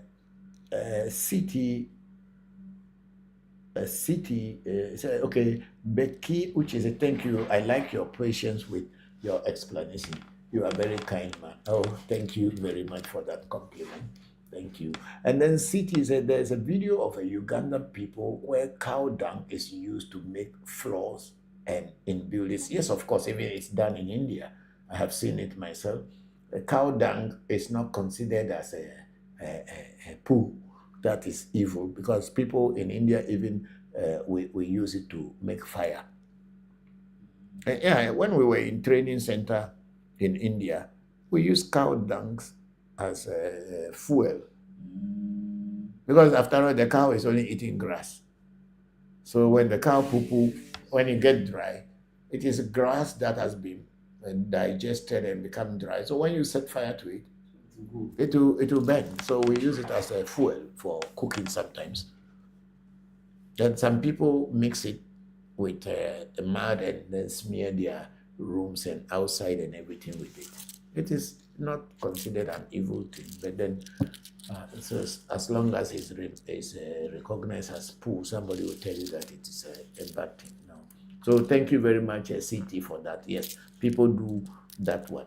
But here in my culture, we don't have too many cows, so we don't use it for this and that. But people, I was in India, I saw how it is. And then see, many of those brought to US, South and Australia were convicts. Of course, yeah, they were. I told you the other day that the Australians, majority of them were thieves, and they deported them from jails and sent them to Australia, and then they went and killed the people there. Then they set up this thing, and they rule. Thank you very much for these facts. They are all there on the net, you will find them. And then in your fees, their museums are filled with our artifacts. Of course, that's why, you know, when I was in Germany, most of the things were taken away from. When you ask them, they say some of them, they found them at the riverside and then they picked them.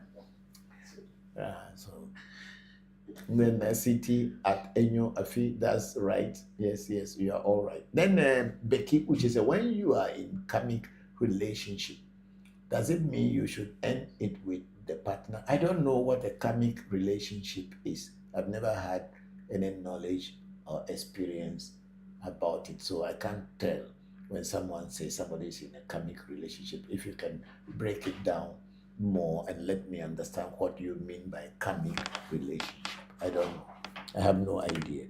And then Enyo Afi sister says sending us a rose flower. Thank you very much, big sister. And then Alfred Lebanon for Lebanon. That's not how it's spelled. Okay, no. Lebanon. Okay. Lebanon is Lebene. Thank you. Okay, let's check YouTube if we. Okay, today we didn't see Togbe Jigbeza. Yeah, watching. Okay, Togbe Jigbeza, and then Sunshine too. We didn't see, but then I mean today is Easter, so let us celebrate it, and just like how we celebrated Eid. I think our Eid, did we cook a cow head? Yes. We cook cow head. So Mabena say Mama Abena 8 say thank you. Sorry I came in late. Thank you very much, Mama Abena 8. We are okay. People join when they are free, so we are okay. There's nobody late. The things that we discuss are all on the net. You can go back to them and find them. Thank you very much. And Becky, which is a karmic relations, means a relationship where the other partner embodies your shadow and triggers. I have no idea. I don't know how another person will embody your shadow and triggers it. I don't have idea. Then Mabena said, good evening. Hello, Mabena. How are you? Thank you very much for everything today.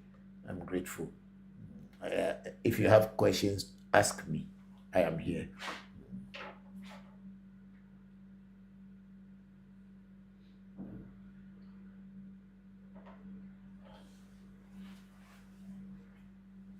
I don't have any idea about karmic relationship and somebody who will embody somebody's other shadow and triggers you.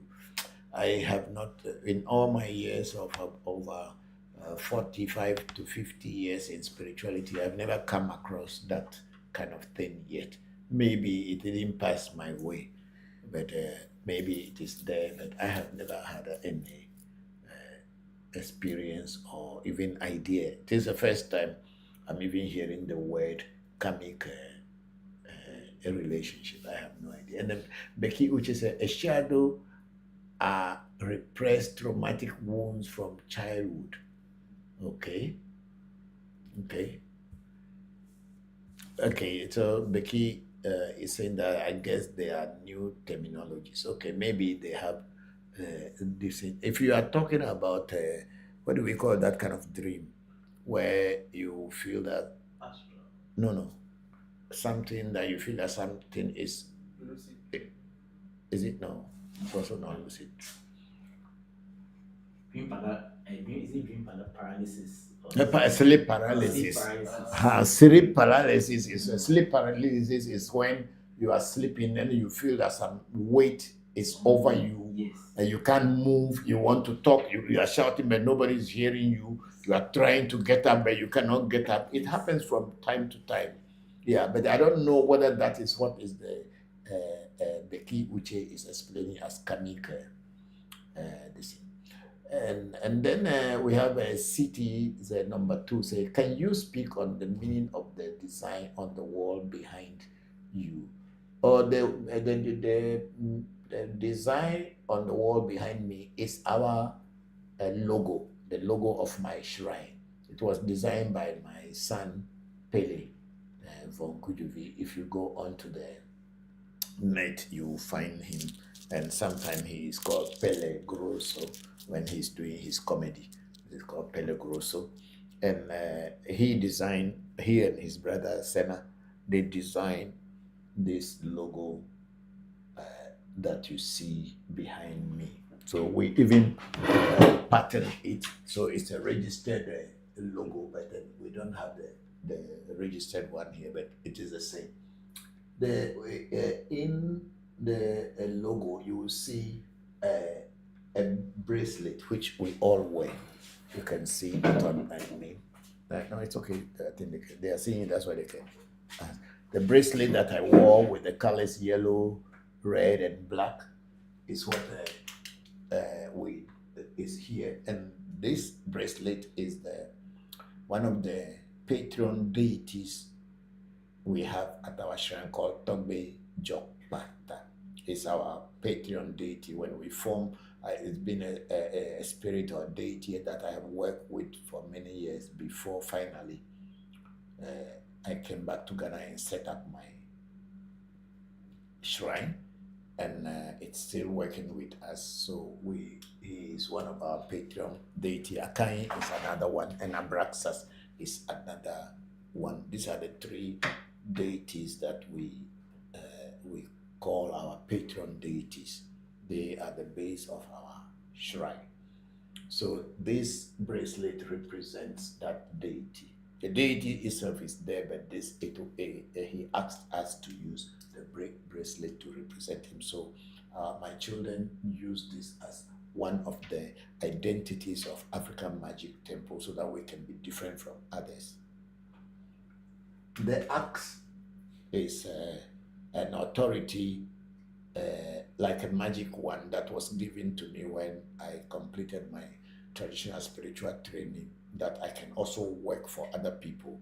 My teacher, Dr. Tuji, gave me this axe. So whenever I am doing anything anywhere seriously, I have to strike the axe down in order to command spirits to listen to me and work with me in connection with me so that I can get things done properly.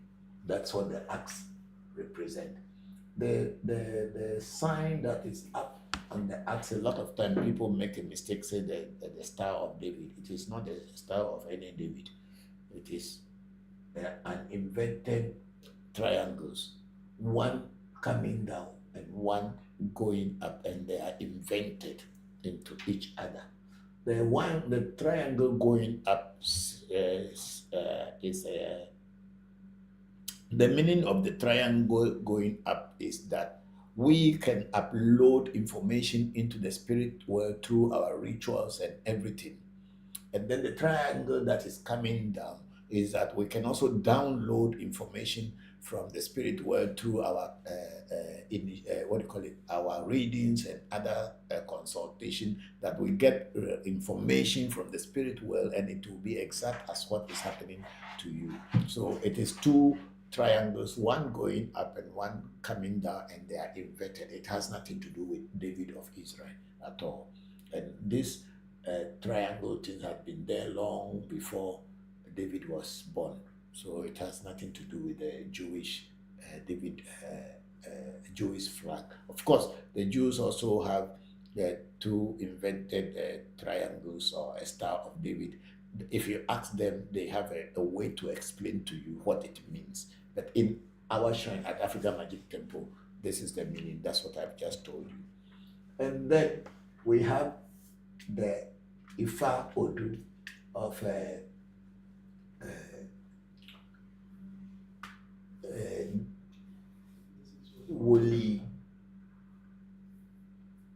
Wori and Gunda, which we call Godo. The Eves will call it Godo, which means look back, turn back and look at your past. Woli and Gunda, and Eves call it Godo or Godo. Turn back, Sankofa, as it is called in Akan language tree. Sankofa means go back into your past and look for knowledge and wisdom. That is Gunda, Woli Gunda. So, in Ifa we read from here, or Afa we read from here from right to left. Then the cowries, which are here like eyes, it is a sign to tell people that we are seers. We are seers. We do divination. So this is the simple meaning of our logo.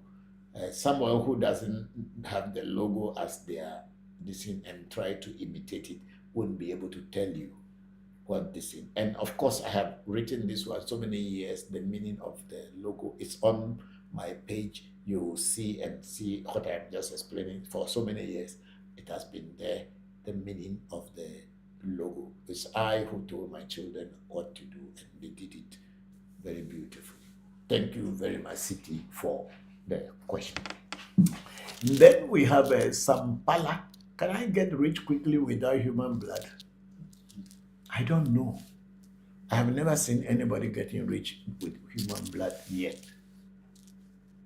So if you want to get rich, go and ask those people who told you that it is with human blood or without human blood. People can get rich. I don't have idea at all. And then Ancestral Art 00840 shared the live video. Thank you very much, Ancestral Arts. And again, sharing the live. Then we have a City. Thank you for the detailed explanation of your logo. Thank you too for the question. Then we have a Chibuzo Otura Irete, my brother there. Yeah, hello, Tula Irete. It's a good evening, Papa. Good evening, my brother. How are you? Thank you very much for joining the section today. I'm grateful. I hope you and your family are fine. Happy Easter to you. Thank you. Thank you very much.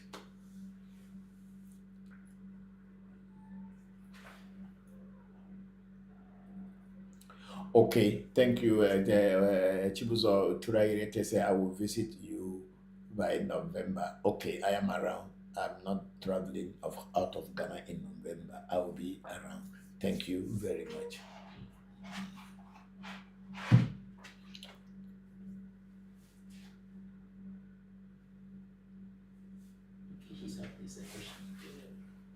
YouTube.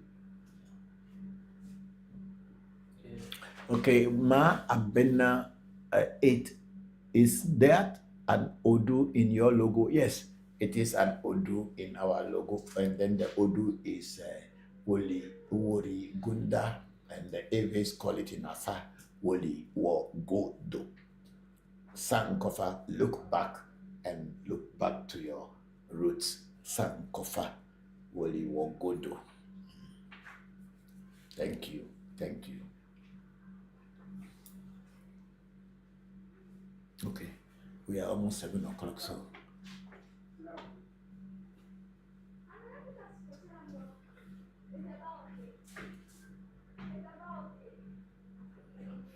Do we still have some questions there? Okay, Chibuzo Tula Orete say Irete say thanks, Papa. Thank you. We call Tula Irete in Ewe Tura Bogem. That's why when you have that oracle, you are not supposed to deal with guns. Yeah, you are not supposed to deal with gun, but when you are a person who actually would like guns, but it is actually your opposite. You see, you're not supposed to. So if you don't know, you would have been dealing with guns, but then when moment you get that oracle, it comes for you as a initiation. You have to avoid holding guns, because even your voice is already a gun on its own. Yes, and then we have Mabena. It's like the Akan Sankofa symbol looks different from the one on the wall. Yeah, this one is not a Akan symbol. It is Afa. It's we call it Odu in or Afadu in this. It is not the Akan symbol, but it's actually a writing. This thing is a different thing, and this is called Woli, and this is called Guda. These are the olden forms of deities. This is a deity on its own. This is also a deity. So it is two different deities that have come together to form Woli Wagodo. Means the way I can explain it is that it is in like go back to your roots. That's what it means. But it is not just a symbol. It's a writing actually. And then Mr. Blue View is where are you located, please? We are in Accra, Ghana, on the Spinters Road. Our telephone number is in our profile. Thank you. And then Ma Abina say, okay. Thank you for that question. It's not the Akan Disim, but there's it's a writing, and in the writing is just like how you have a hieroglyphics in Egypt.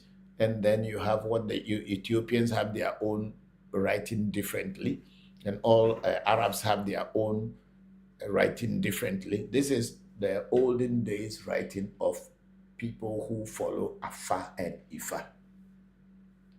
And each one has a story line to tell you. At least you have about 16 different stories from just like this.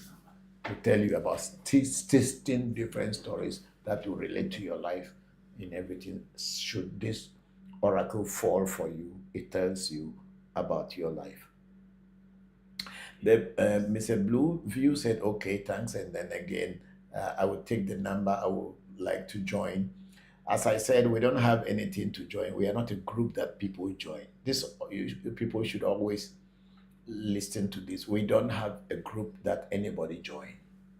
That's not our aim. Our aim is to teach spirituality to anyone who is ready to learn, especially our African traditional spirituality. So it's not a group that you will come and join us. We don't have a group to join. And then Chibuzo Tura Irete says, can I choose Mami to initiate into so my spiritual work becomes easier? You have to do a reading to find out whether if you get a Mami in your reading to work with in your this, because you cannot just choose any Mami water, because for us, we at our shrine, our Mami initiations, it's not you who choose it. It is the Mami that is in your life that will choose you if you have it, and you say, okay, you work with it. So it's not like I want to work with this Mami, maybe because you're rich. No. That's why the Mami initiation is a very good thing, but at the same time, so you be careful you don't choose a Mami, the water that live inside hot water. Then your life will be hot. Yeah, you won't have no peace. You'll be having Mami water as a Mami water priest or priestess, but you will be going hungry. Means the Mami isn't producing anything for you. Thank you. Then Mr. Blue View say, okay, thank you, I got it. And the Yanta follow the host, and Ejako also join. Then she will say, okay, the explanation is clear, sir. Thank you very much. So let's check other sites. If there is nothing, then we'll close today's section.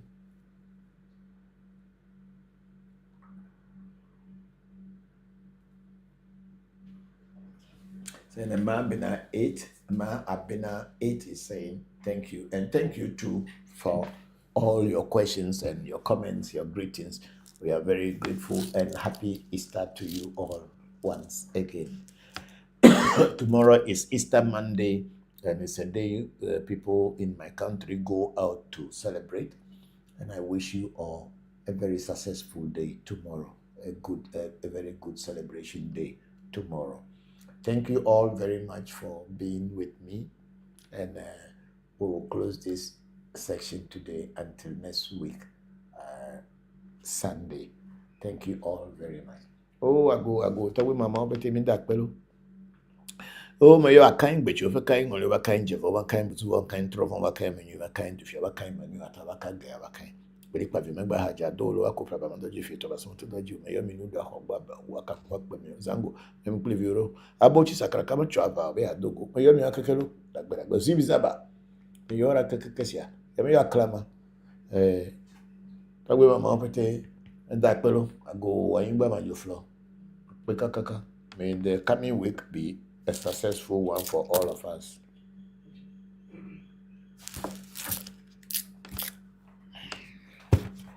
So thank you all very much, and thank you for being with me until now. I'm grateful, and if you have learned something today, please prepare your questions again next week. When we come, you can put those questions across, and we will continue to teach. And our big sister Luna, I look forward to joining next week session. Have a blessed week, everyone. Thank you very much, big sister Luna Nicole. And please ask all the questions that you want to ask, and if I can give you answer, or if I have any idea about them, I'll tell you. But if I don't have an idea, I'll tell you I do not know. I don't talk about things that I have no experience and I have no idea about. I only speak about my personal experiences and things that I have learned along the way in my spiritual quest to know the best. Thank you all, and may the ancestors continue to bless all of you. Thank you.